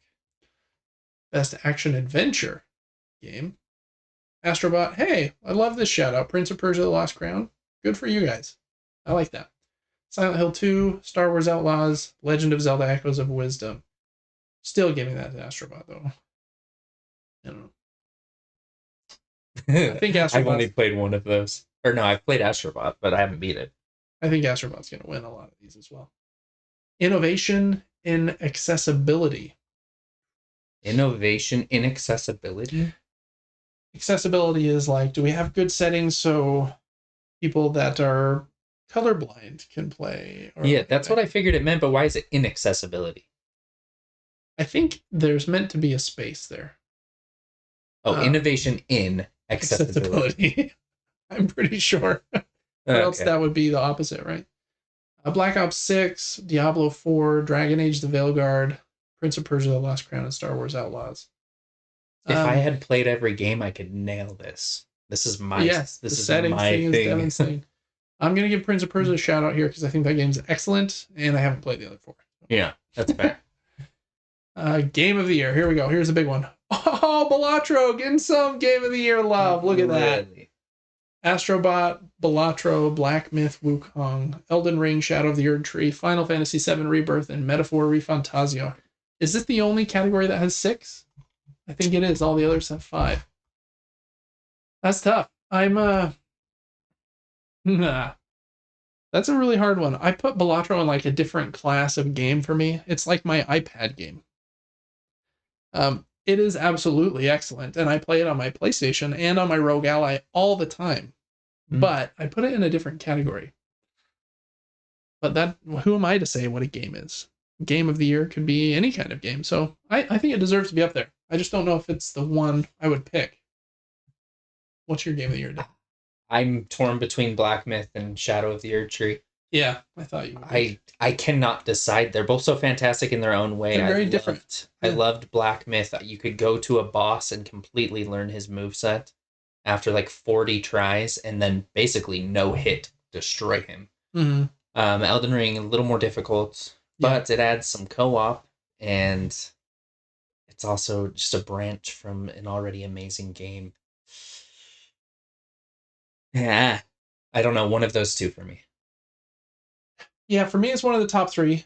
I feel like Balatro and Black Myth would be my 2 picks here, and at like 10 out of 10. And Astrobot would be like 97.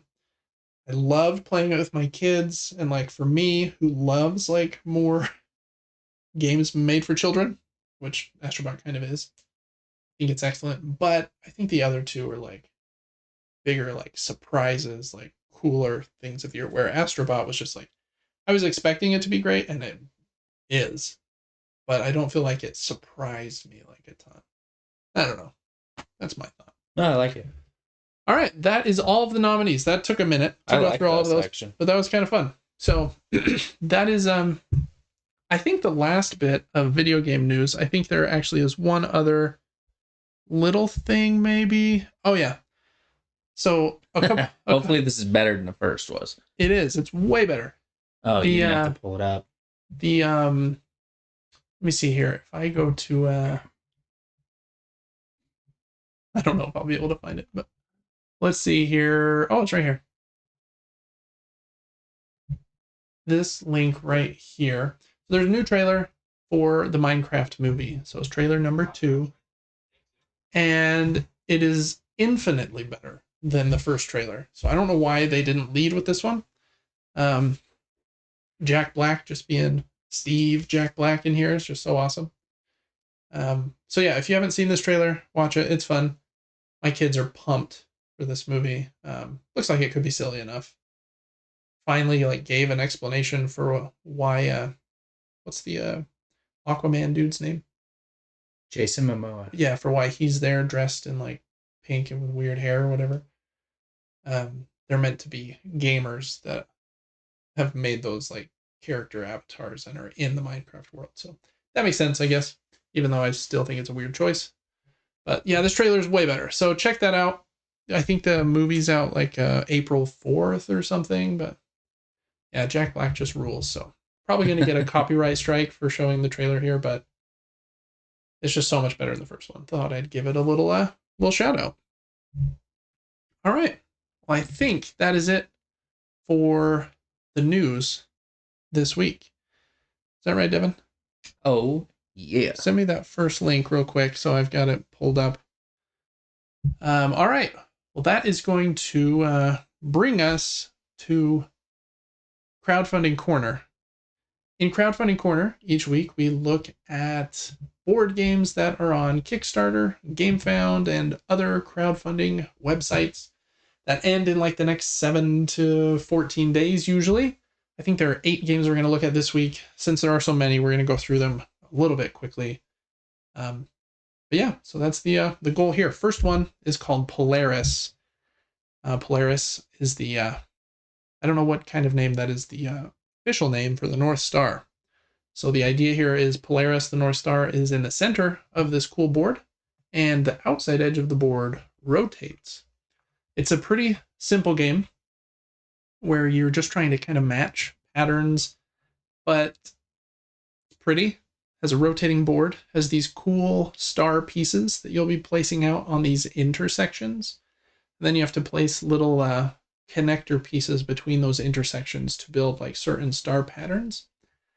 To do that, you'll be taking cards and then playing cards. And the card that you play, I think, has to match the moon cycle of the area you place your piece in. And so as that outside ring rotates, that will kind of dictate where you can play your pieces. You can see it kind of rotating there. This game was designed by Simone Luciani, an incredibly famous board game designer, but this is a much, much simpler board game than most of his games. It's kind of an abstract game in a way. Looks pretty cool. It has some glow-in-the-dark pieces, which is very on theme. Has 2 different versions. The standard version that still has these cool like plastic star pieces, but then I think the connector pieces are cardboard, and even these link pieces are cardboard. And then they have their deluxe version where those are replaced with wood and metal coins. And you can also get it bundled with their last game, Sea Dragons, with these cool wooden dragons. So a few different options there. I think it's a pretty solid price, $38 for that standard version. And I don't think the shipping is too bad. Let's just double check here. Friendly shipping. Yeah, $9. What does non-friendly shipping look like? That's a good question. I think they are allowed to call it friendly shipping if, when it comes to your country, there aren't like tariffs or additional taxes added. Oh, I think is why they call it friendly shipping. Anyways, but pretty friendly shipping that's crazy in America. So there you go. That is Polaris. A kind of abstract game from Luciani, and I think one other designer who I should probably give their credit, Andrea Mainini, I believe. That one's on Kickstarter, ends on Thursday, November 28th, on Thanksgiving. So while you're eating some stuffing here in America and some turkey, right before that tryptophan nap. Make sure to check this one out. It's almost Thanksgiving already. Yeah, next Thursday. Oh my Crazy or goodness. what? All right, next up is a set of 3 games: DNA, Habitopia, and Synthesis. This is from a company called, I think, Timashev. Where is it? Timoshav. Timashov Publishing or something. His name is Timashov. I think the he slightly publisher's changed name it. is slightly different. But it's 3 different games, a kind of bigger one and 2 smaller ones. And you can get them in a cool bundle if you want. And the bundle, if you get it, comes with like a mini expansion for a couple of the games and deluxe pieces, which I do very much enjoy. Wooden pieces over cardboard. So if you want all 3 games, that's a cool kind of thing to do there. Cool deluxe dice.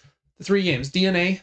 In this one, you are getting these DNA pieces. Kind of reminded me of what's that game over there called? Harmonies, where you're trying to get different patterns of DNA pieces in order to what would you call that? Craft isn't the right word, but craft animals. And then put them out kind of on the board, I think.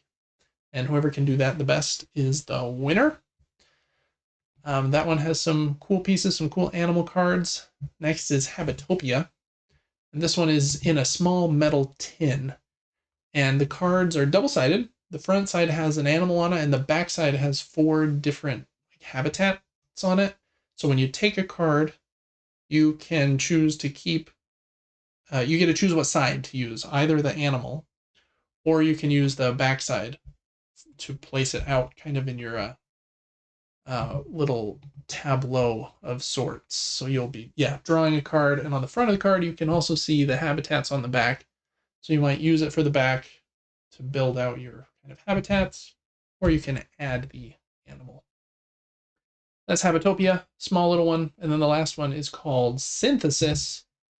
And this one, you are rolling these like gene dice, and then I think you're drawing in like the different gene shapes in order to synthesize different animals and do that the most. You mean craft? Oh yeah, craft different DNA strands or something in the most effective way possible. So it's a roll and write game. Interesting that in a bundle of 3, they would have 2 with a similar aesthetic or idea, like with the genes and with the genes. Yeah, it is really interesting. The gameplay is much different, but yeah, they kind of doubled down on that, which is kind of funny. So there's those 3 games. The bundle is actually pretty well priced. Let me get to the pledges and I think the shipping's pretty good too. Let's look. Shipping $5. They should have done 501.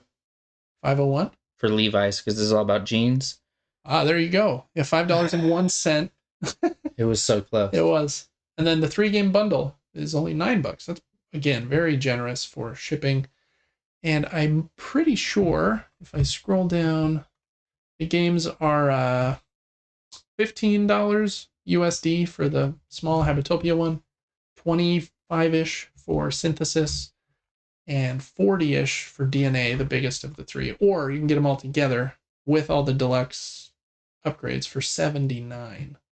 Plus $9 in shipping, $88 delivered to you for 3 games. That's not too bad.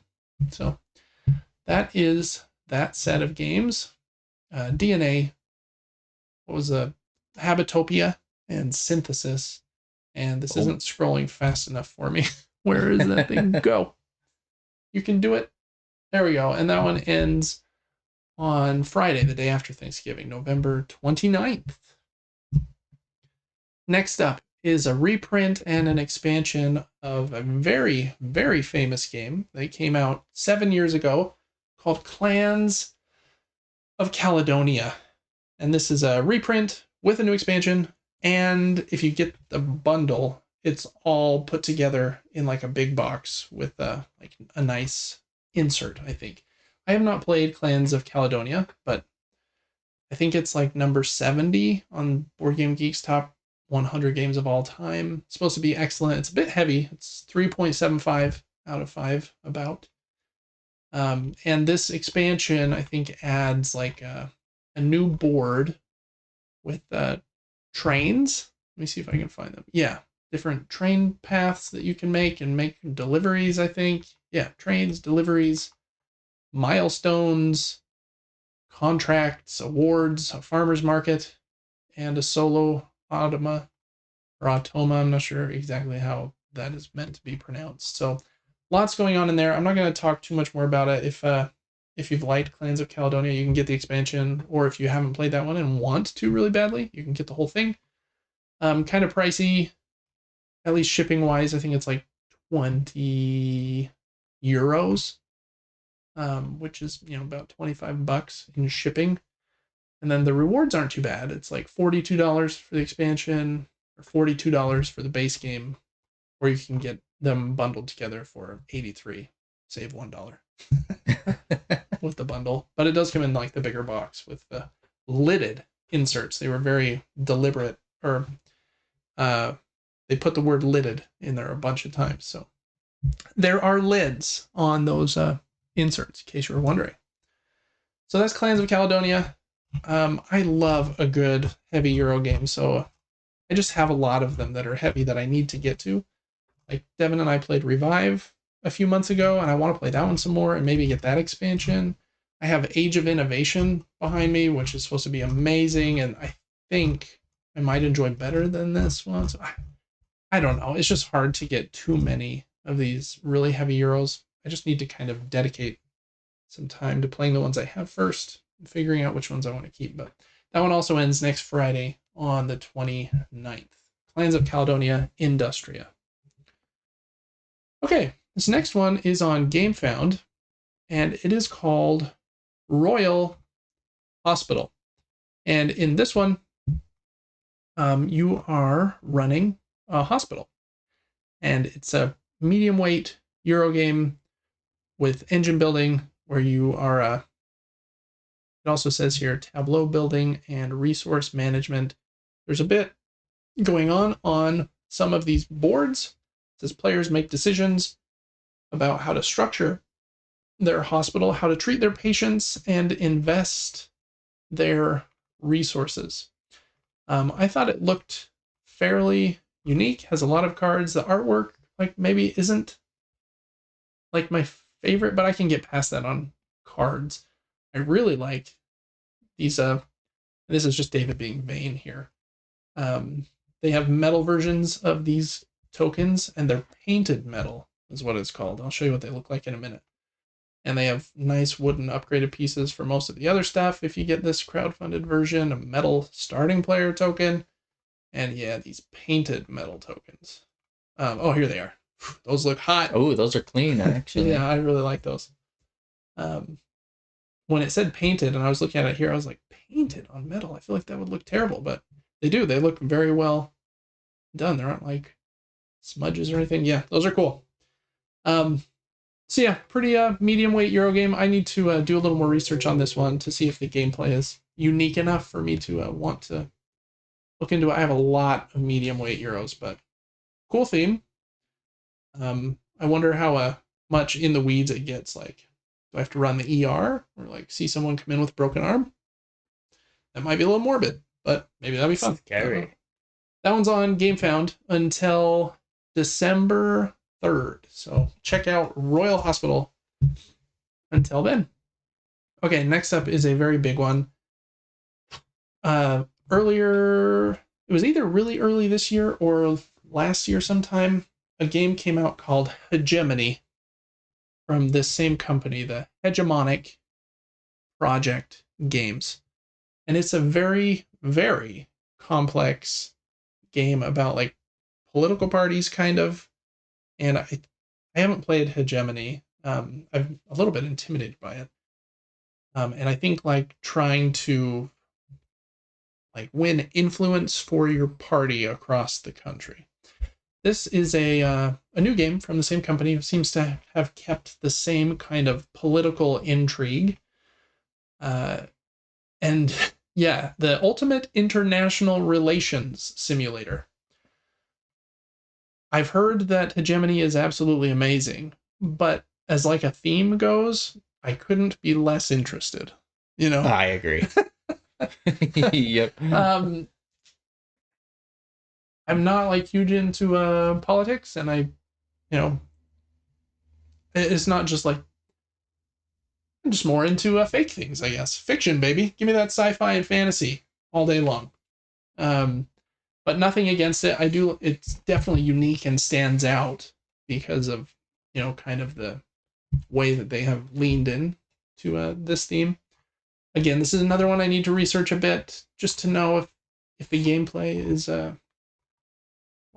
perfect enough that I could get past the theme. Really, really high props for them again, just doubling down on it. And I think the components and like the artwork and everything looks really clean. So I would probably really enjoy the game, but this is one I would want someone else to buy, I think, and then me try it. But maybe they have it on a tabletop simulator. Let's look here in real time. I feel like they would mention that though. Retailer shipping, kind of pricey shipping again. I'm curious, how much is this game? I didn't get to look at the price here. You've got basic pledge at $59. The gameplay pledge, it looks like it has an expansion, an educational booklet. Wow. For what's that one? $74. Superpower, which has deluxe pieces for $132. And Global Hegemon. Also looks like it has a playmat and some more stuff for $170. So I don't know. If you're into that theme, I'm guessing you will love this one if you really loved Hegemony. So again, I would really like to try them. I just don't know if I visually have the pull into the theme, but that's a David thing for sure. That one is on here until a date that we'll know after we're done scrolling. It has 6,000 backers, man. A lot of people are pumped about it. Wild. Kind of crazy. December 5th. So you got Thanksgiving and then one more week for this 2 to 3 hour game. World Order. All right. Next up is another big game in a very, very, very different theme. This is Lands of Evershade. This theme is much better. It's more exciting to me as like I go to games for like a escape from like reality a little bit. I don't know. This also is not a David game, but for a different reason. So we'll get to that in a minute. Too scary. Yeah, much too. Look at that guy's teeth. Yeah.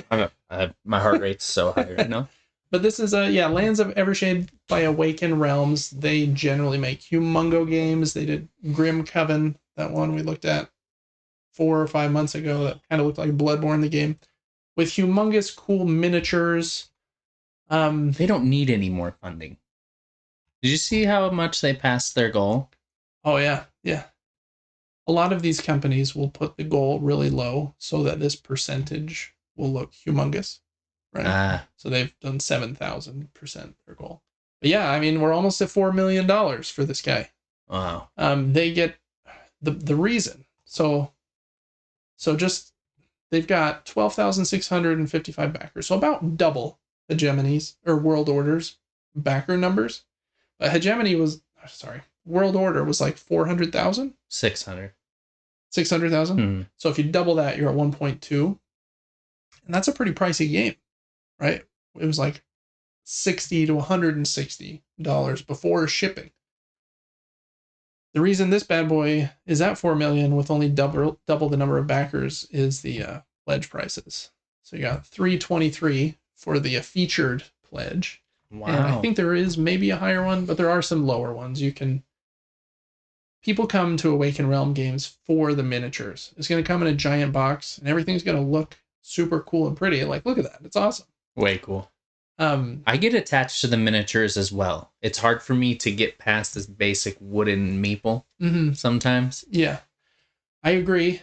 But I generally try to keep the games in my collection like an average of 20 to 30 bucks. And so, I mean, this is going to cost like 10 to 15 times that. That's that's the holdup for me with one of these games. Again, I would love to play it, just like I would love to play Grim Coven, but I could not get myself to pay $400 for it. But I think this one is a cooperative dungeon crawl. You're moving your dudes on a map, fighting bad guys.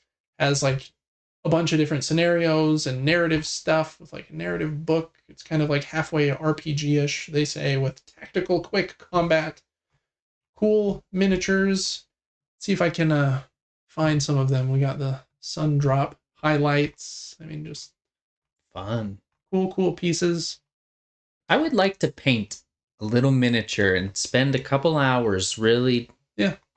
It'd be kind of fun. Yeah, I think it would be. Some people get really into that. I don't know that I want to do it as like a hobby all the time, but I want to try it. Yeah, find like 5 miniatures you really thought were cool and just paint those 5. Yeah, I have the Bloodborne ones. Yeah, that would be fun to try. But do I want more detailed ones? They're pretty detailed. Yeah, they are. They're probably a level below these ones. These are probably metal, aren't they? Or are they? No, I think they're plastic as well. Oh, okay. But yeah, they do look a little more detailed. So, anyways, if you like a huge dungeon crawl, but yeah, look at those. They're very detailed. Wow. And like the cool, I don't even know what that is, transparent plastic that's also on some of those. Very, very cool. But yeah, I want to just look. Where are the pledge levels? And let's look at shipping real quick. So USA, if you get the Legend, the $323 pledge here, it's $51 in shipping. Estimated delivery the second half of 2026. Really? So they're 2 years out, basically. Maybe a little less. And it is crazy. This company, Awaken Realms, they'll have multiple campaigns a year. Like Grim Coven just went live in May, I think. And that one doesn't deliver till like May of 2026 or something. And so they're just like always cranking more of these out. So yeah, I don't know. There's a lot of stuff in there. Just not a David game for that reason. I'm more of a Euro gamer. I don't know that I love dungeon crawl board games. Haven't found one yet, at least, that I've super loved. And the cost of entry to someone who is not rich is a little it's a barrier. But that one's on GameFound, making a ton of money until December 5th. So also the same day. Okay, next up, this game is called Layers by a company called Kids Table Board Games. And they make games that they're not like primarily made for kids, but I don't know, kids could play. It's kind of their shtick. This one seems pretty cool. It's called Layers. I think I already said that. And in this game, you play with one other person.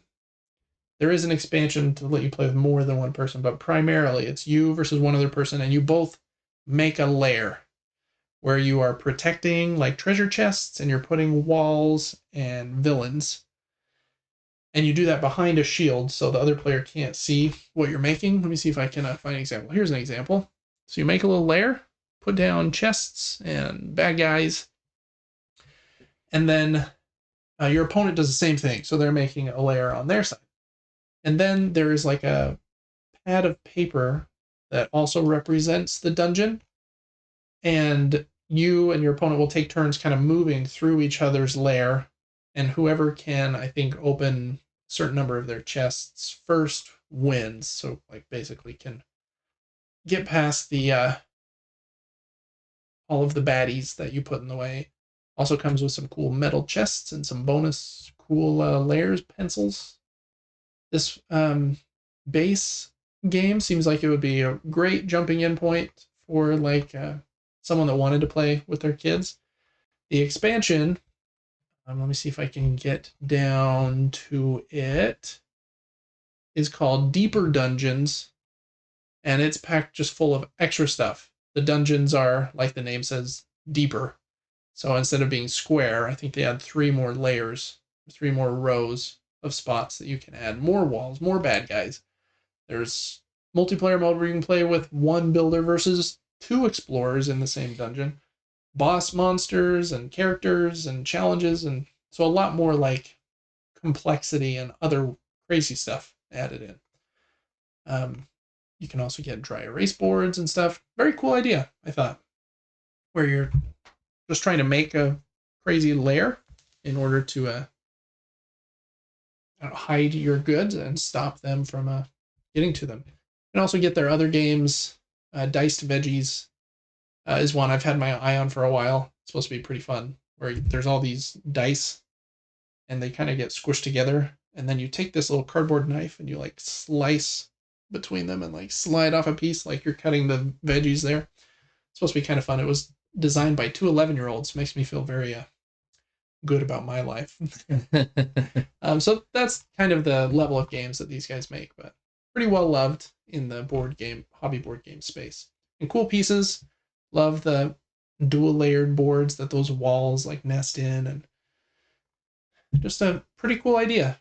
You also have a meeple here where you're keeping track of like where the other player is moving their meeple. Or sorry, this is where you are moving through your opponent's dungeon, because you'll have a board of your own dungeon. So yeah, cool stuff in there. That is Layers. Let's just look at the cost here real quick. I don't think it's very high. Where is it here?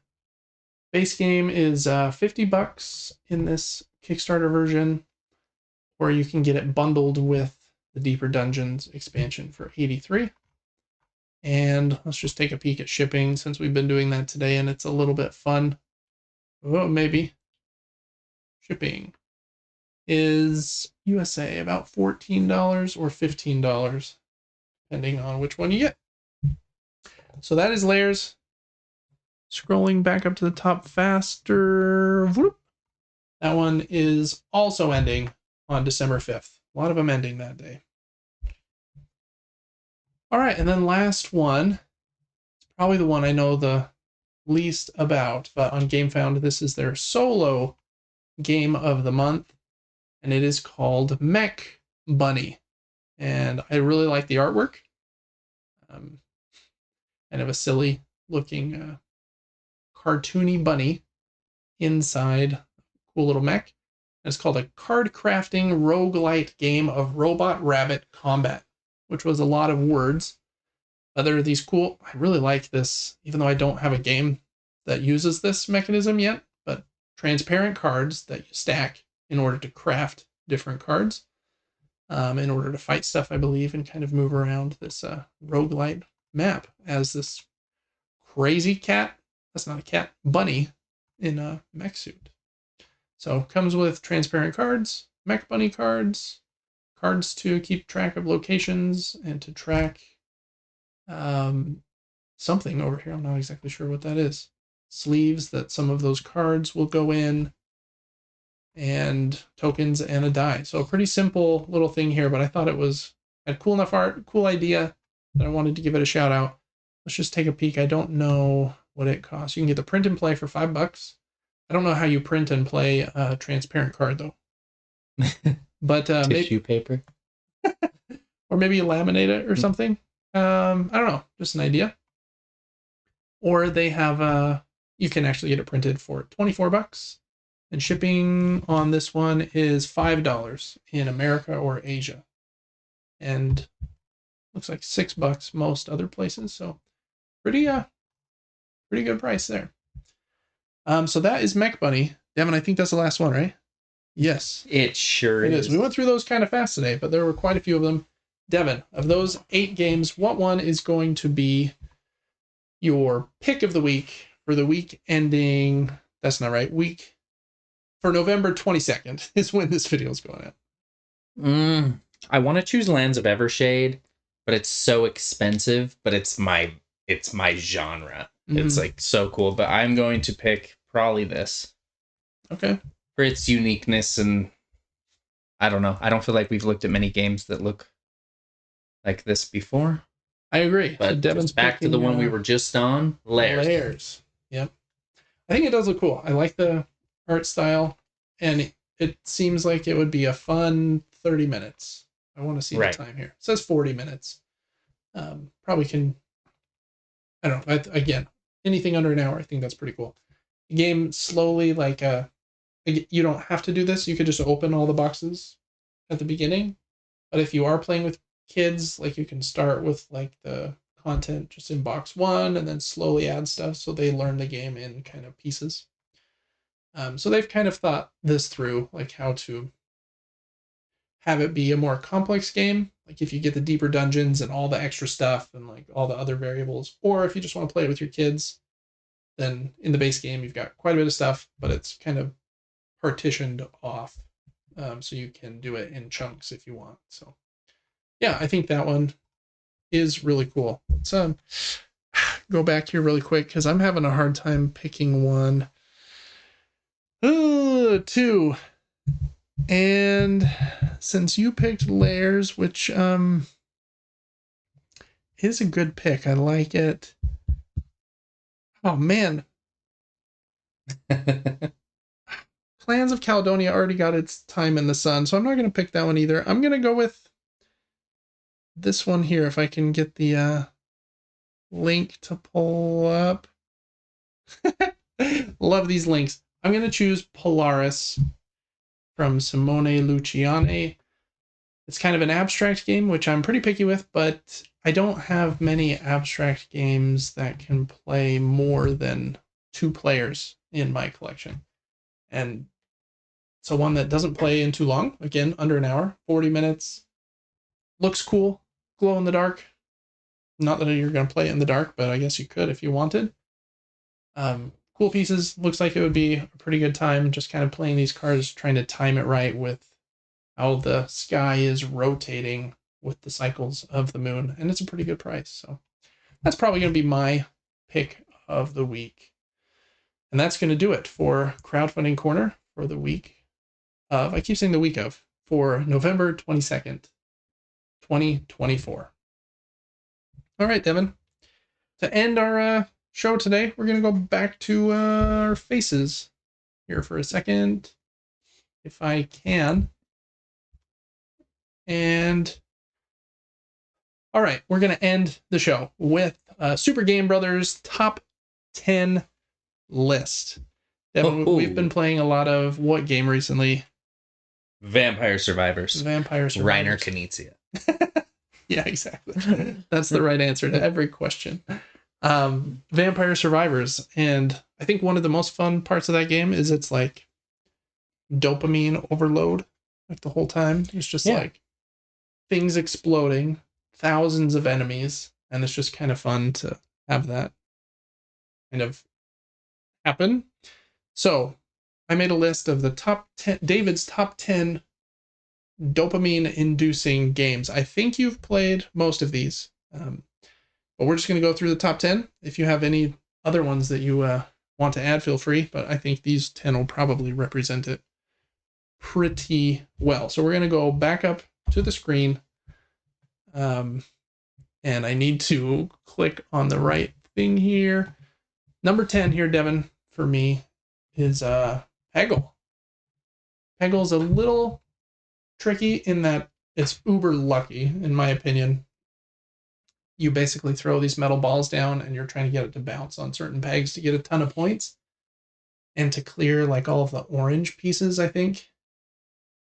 But man, super, super fun. Well, when you're watching it like bounce around kind of Plinko style, and you get to do some cool like slow motion and multi-ball stuff, and it's just can be a little bit of like firework overload on the screen. So that was one me and my wife really enjoyed. It's been a while, but it's fun. So Peggle 2 is my number 10 there.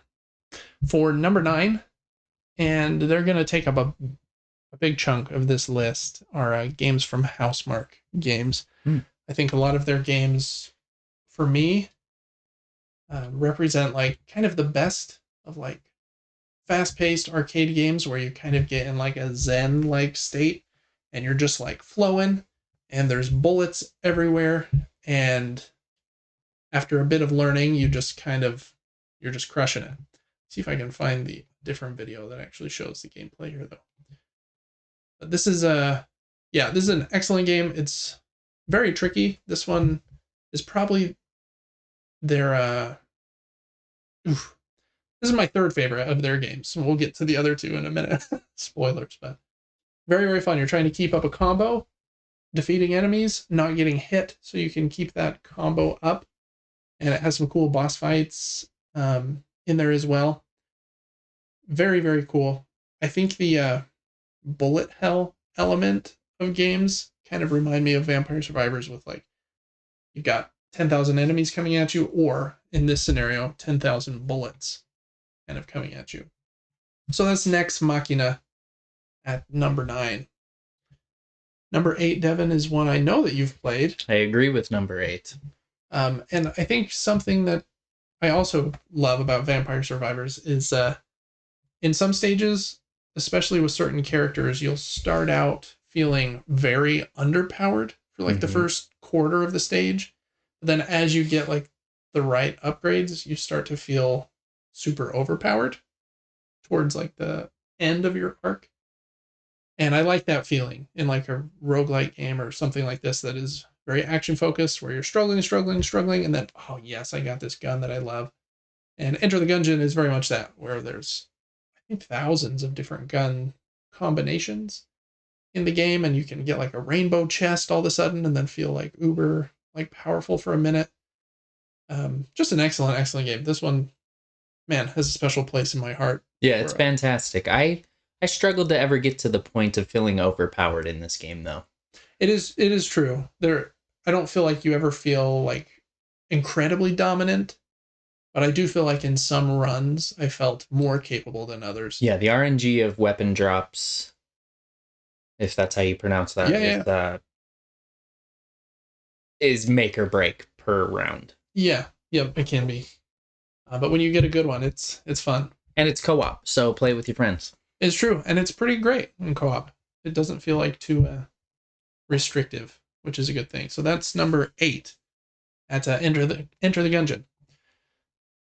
Next up, another one that gives me that same feeling where, man, you feel like you're really struggling, but then with a couple upgrades, or in this case, a couple new cards getting added to your deck, you can start to feel like, okay, now my deck is really, really like synergizing well, and I'm really rolling.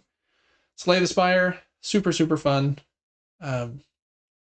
So much has been said about this game. I don't know if I can say much more. I don't know that you've played this one, Devin. I've not. It's interesting to see what it's like right now. Oh, it's so fun. It's a deck building game.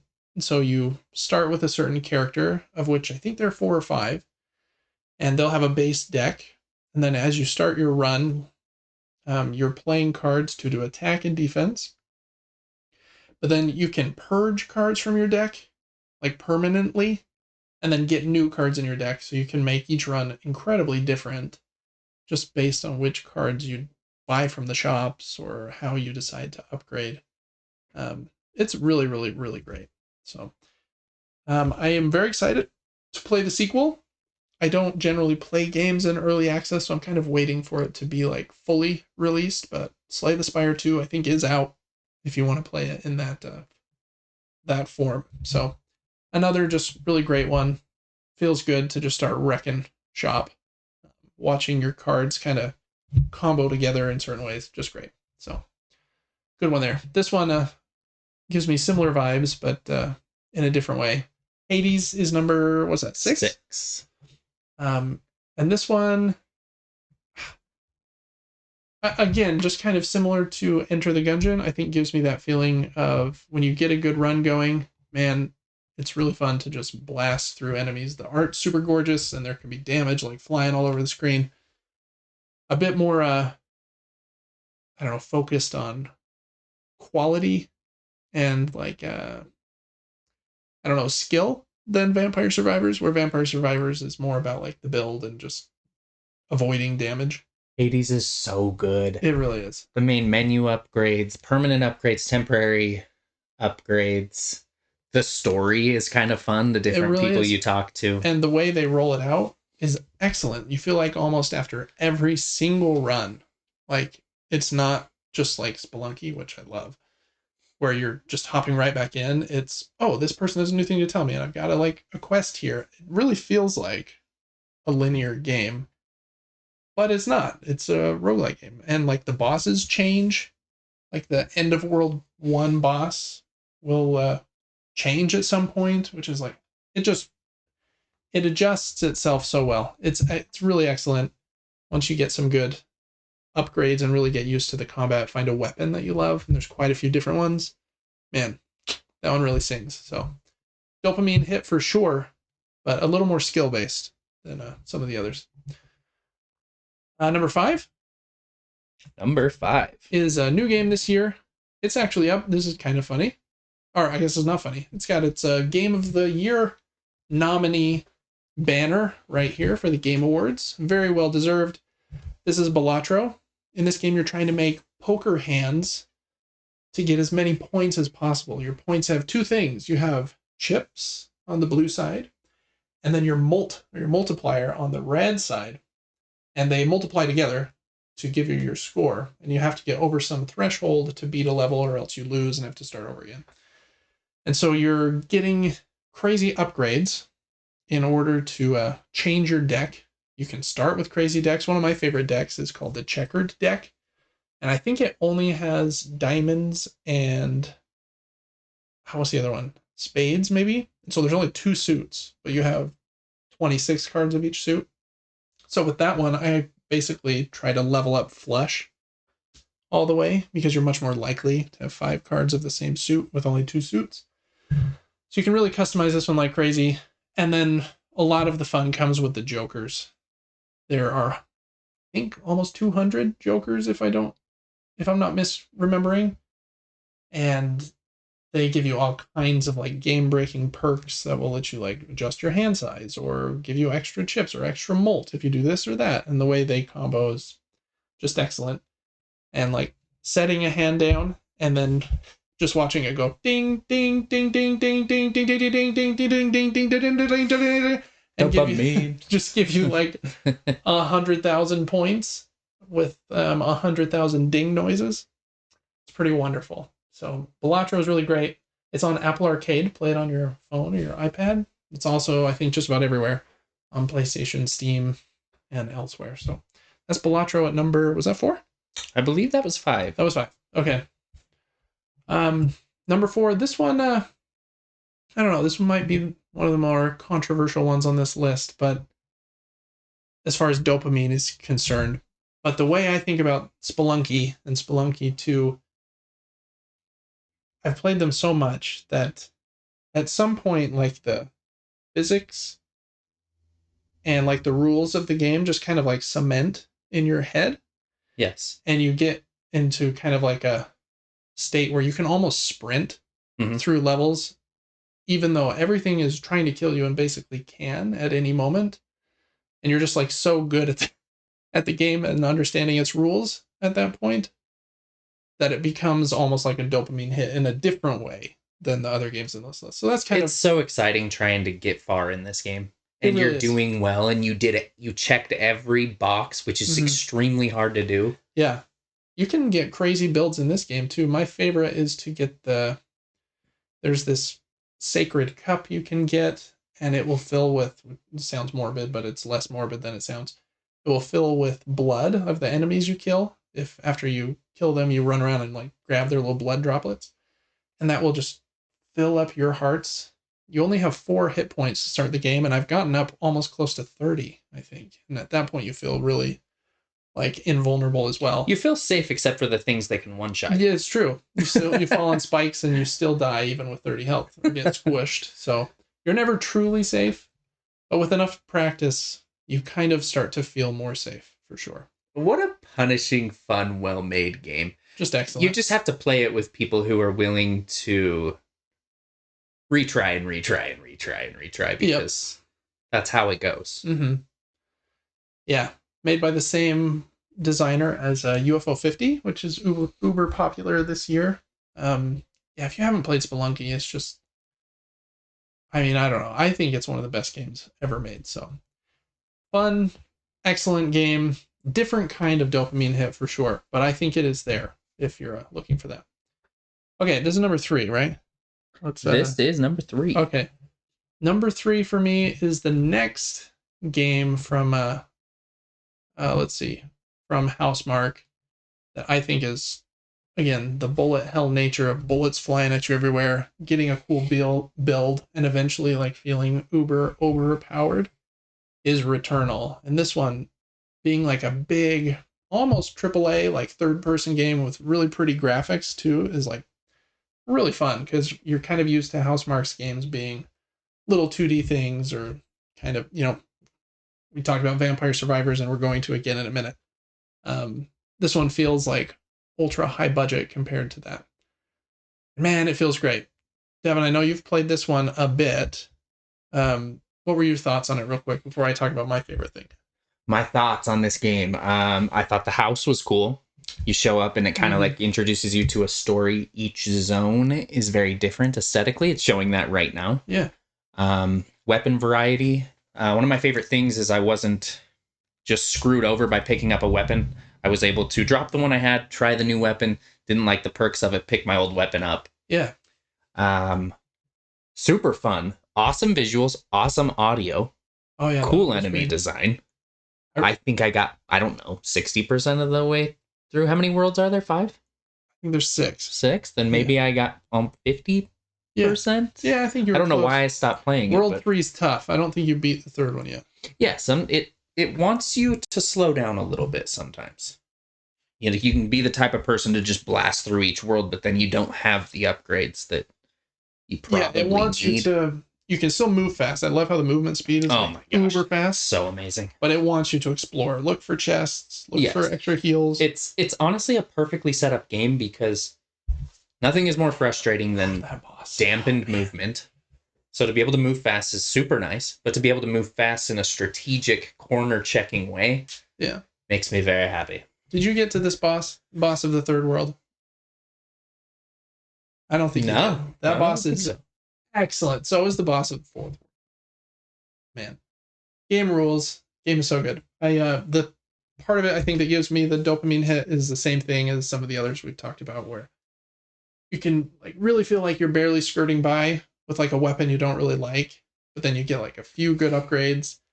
And I don't think you got to my favorite weapon, Devin. It's called the Pylon Driver, I believe. And man, it just rules. You don't primarily aim at enemies with it. It shoots these little like electricity rods that lodge either in enemies or in walls or in floors, and then they arc and create a red line of electricity between each other. Okay. Which harms the enemies. And so you're basically just running and shooting those pylons like everywhere. As traps. As kind of like a trap, yeah. Or you can shoot it right at the enemy and just have them like impaled with them. But yeah, very, very great game. I love this one. And like I mentioned, some of those boss fights are just killer. And you can get into like a zen-like state with this one too, as you like improve at it. But there are some very difficult parts. I think there's these enemies in the third world that shoot missiles, like heat-seeking kind of missiles at you. Those ones killed me so many times. Great game. All right, number 2 was kind of the inspiration for this list for me. Vampire Survivors. Just so much fun. So it is so addicting and fun that my wife even likes playing it. Well, that's what I was saying about it, is anybody would enjoy this game. Yeah. Because you can do it with one hand. Text at the same time. Yep. I've had quite a few runs. Well, not quite a few. I've had a couple where I was playing with my son and I was really tired and I accidentally fell asleep. Oh, yeah. But it didn't matter because I had so many upgrades going that I fell asleep for like 5 full minutes. And he's like running around me and we're just destroying the level, which makes it seem like the game is playing itself. But it's not. You get to do enough and you have to move to avoid damage and stuff. I had just had so many upgrades at that point that nothing could hurt me. But this game is, I think, dopamine defined. I think I did have a level just a couple days ago where I killed over 100,000 enemies, which I think is the highest I've gotten. It was like 102 or something. I think we did that as well. It's crazy.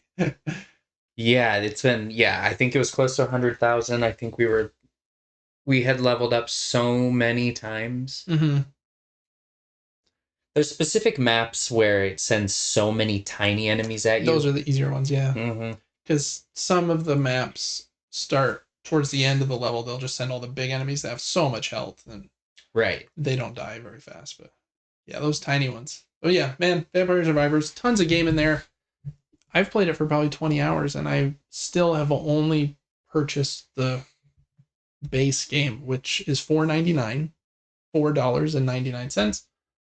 Or you can get it on sale occasionally, and it has like 5 or 6 expansions at this point. So just so great. That is my number 2 dopamine game of all time. Number 1 dopamine game on this list reminds me of you. Does it? Yes. And here it is. I love it. It's my favorite Housemarque game. I played this one also a ton with my wife, which it's surprising that she liked this one because this one is much more skill based than like Vampire Survivors, but just excellent. This is Resogun, and this is very much an arcade game where you're kind of going left and right, but it rotates around a cylinder. You're trying to save humans, and you can only shoot left and right in a straight line.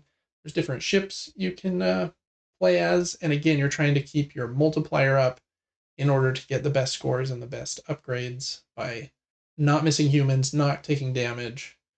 I think there's only 5 stages in the regular game, but there's a lot of like replay value in there for just having 5 base stages. Each stage ends in a cool big boss fight. And then they did release I think 2 DLC packs to this game, and they were super fun. Can't remember their names, like the name of the DLC pack. But one of them, I think, had you playing as the humans with Gatling guns, and you would like Really? shoot at aliens up in the sky. And you had to like jump back and forth on little platforms, kind of like Super Smash Brothers and stuff. Just had some really, really great expansion content as well that just kind of remix the formula. I think this one is super. You definitely get in like a flow-like state with this one, too. But much like Hades, I think this one takes a bit more skill and finesse than some of the others. But this is my favorite dopamine hit of a game, and especially just watching all those voxels explode, the cubes. Fun moments. This was kind of I mean, for like the first year, this was my favorite PlayStation 4 game. I mean, just rules. So, anyways, that's Resogun. Devin, I know you've played it a little bit. Have you played much of this one? No, not too much. I have 2 honorable mentions. Okay, yeah, let's do some. And we don't have to pull them up, but the first one is Borderlands 3. Oh, yeah. As you progress through each planet in that game, you're able to unlock sections of the map, which you can come back to later and do basically, it's like, not boss rushes, but waves of enemies, and it gets extremely hard. Yeah. It's basically a dopamine hit after putting 100 hours into the game to create a perfect build of your character, because you can womp on the enemies. And then they start throwing extremely heavy, tanky enemies at you. Mm-hmm. That game feels a little more realistic than a lot of these games on this list, just because it is a first-person shooter. Very satisfying in certain times in that game, unless your build is absolute garbage, and then you feel like you're just getting wrecked. But that one is fun. I really like the PlayStation 5 upgrade too, because it runs really well. And that menu where you like pull up your character upgrade screen that's like overlaid over the actual game. Yes. Actually like functions really well on the upgrade too. So. Yeah, it's a bit to understand at first, but that game's pretty dang amazing. I'm very excited for Borderlands 4. The other one I don't have as much information about, but I dabbled in 2 or 3 of the Doom games. Oh, yeah. And like them or hate them, they can be a bit intense. It is absolute sprinting and punishment from all angles. No, it really is. Just heavy metal and gore. But I mean, it definitely takes like it kind of has a similar vibe to like something like this or Returnal, where like you get in a flow state and you're like blowing up this guy's guts here and this alien over here, and then you cut that guy in half, and heavy metal's going the whole time. It's a crazy experience. So I think those are good good honorable mentions. The last thing I'll say, I think any game can give you a dopamine hit if you understand the game well enough. Mm-hmm. Like in Clash Royale, I get in that Zen state you were talking about, and I can see victory happening. Yeah. I'm like, okay, I think I'm a little ahead right now, and I understand the vision of how to fake you out and basically give myself a guaranteed win. And I like that about games. I learned Remnant 2 so well that I loved joining randoms online because I knew my build was top tier. Right. And I was like, I know all the secrets and I'm going to help you guys find some things. Yeah. And that's exciting. Sometimes it is nice to feel like you know something or you've learned something thoroughly and it's fun to share. Yeah. No, I agree. There are definitely lots of different kinds of dopamine in video games. And that's probably like in all of them. Yeah. I would feel like that's generally what we're looking for in a video game. Is like, okay, when do I get the next good feeling? Yeah. But anyways, let us know in the comments what your favorite games are that give you a dopamine rush. I think these 10 that I kind of went through today are some of my favorites, but as Devin mentioned is in his honorable mentions, there's so many other ways that could be interpreted and so many other games too. And I may have forgotten some great ones that could have been on this list for me too. So let us know. And that's going to do it for this Super Game Brothers top 10 list. And Devin, that's going to do it here for episode 34. Crazy. Like I said, this episode was only 20 minutes long. It was crazy how that happened. I'm always perfectly accurate. You should say 20 minutes. Yeah, 20 minutes. Yeah. There we go. 2 hours and 20 minutes. So, we're we shot a little over, but I don't know. I thought it was kind of fun. It was. I'm really enjoying this. Yeah, it's kind of fun in person too. Kind of nice to work together. Yeah. It's fun to have something up here on the TV screen, just be chatting about it, and it's a good time. Well, thanks so much for listening and watching. Make sure again to check us out on patreon.com/supergamebrothers. It helps us out a ton. Like and subscribe to the podcast wherever it is you watch/listen. And make sure to check out Devin on Twitch. That's Player4. And we will see you next week for episode 35. Till then, have a good one.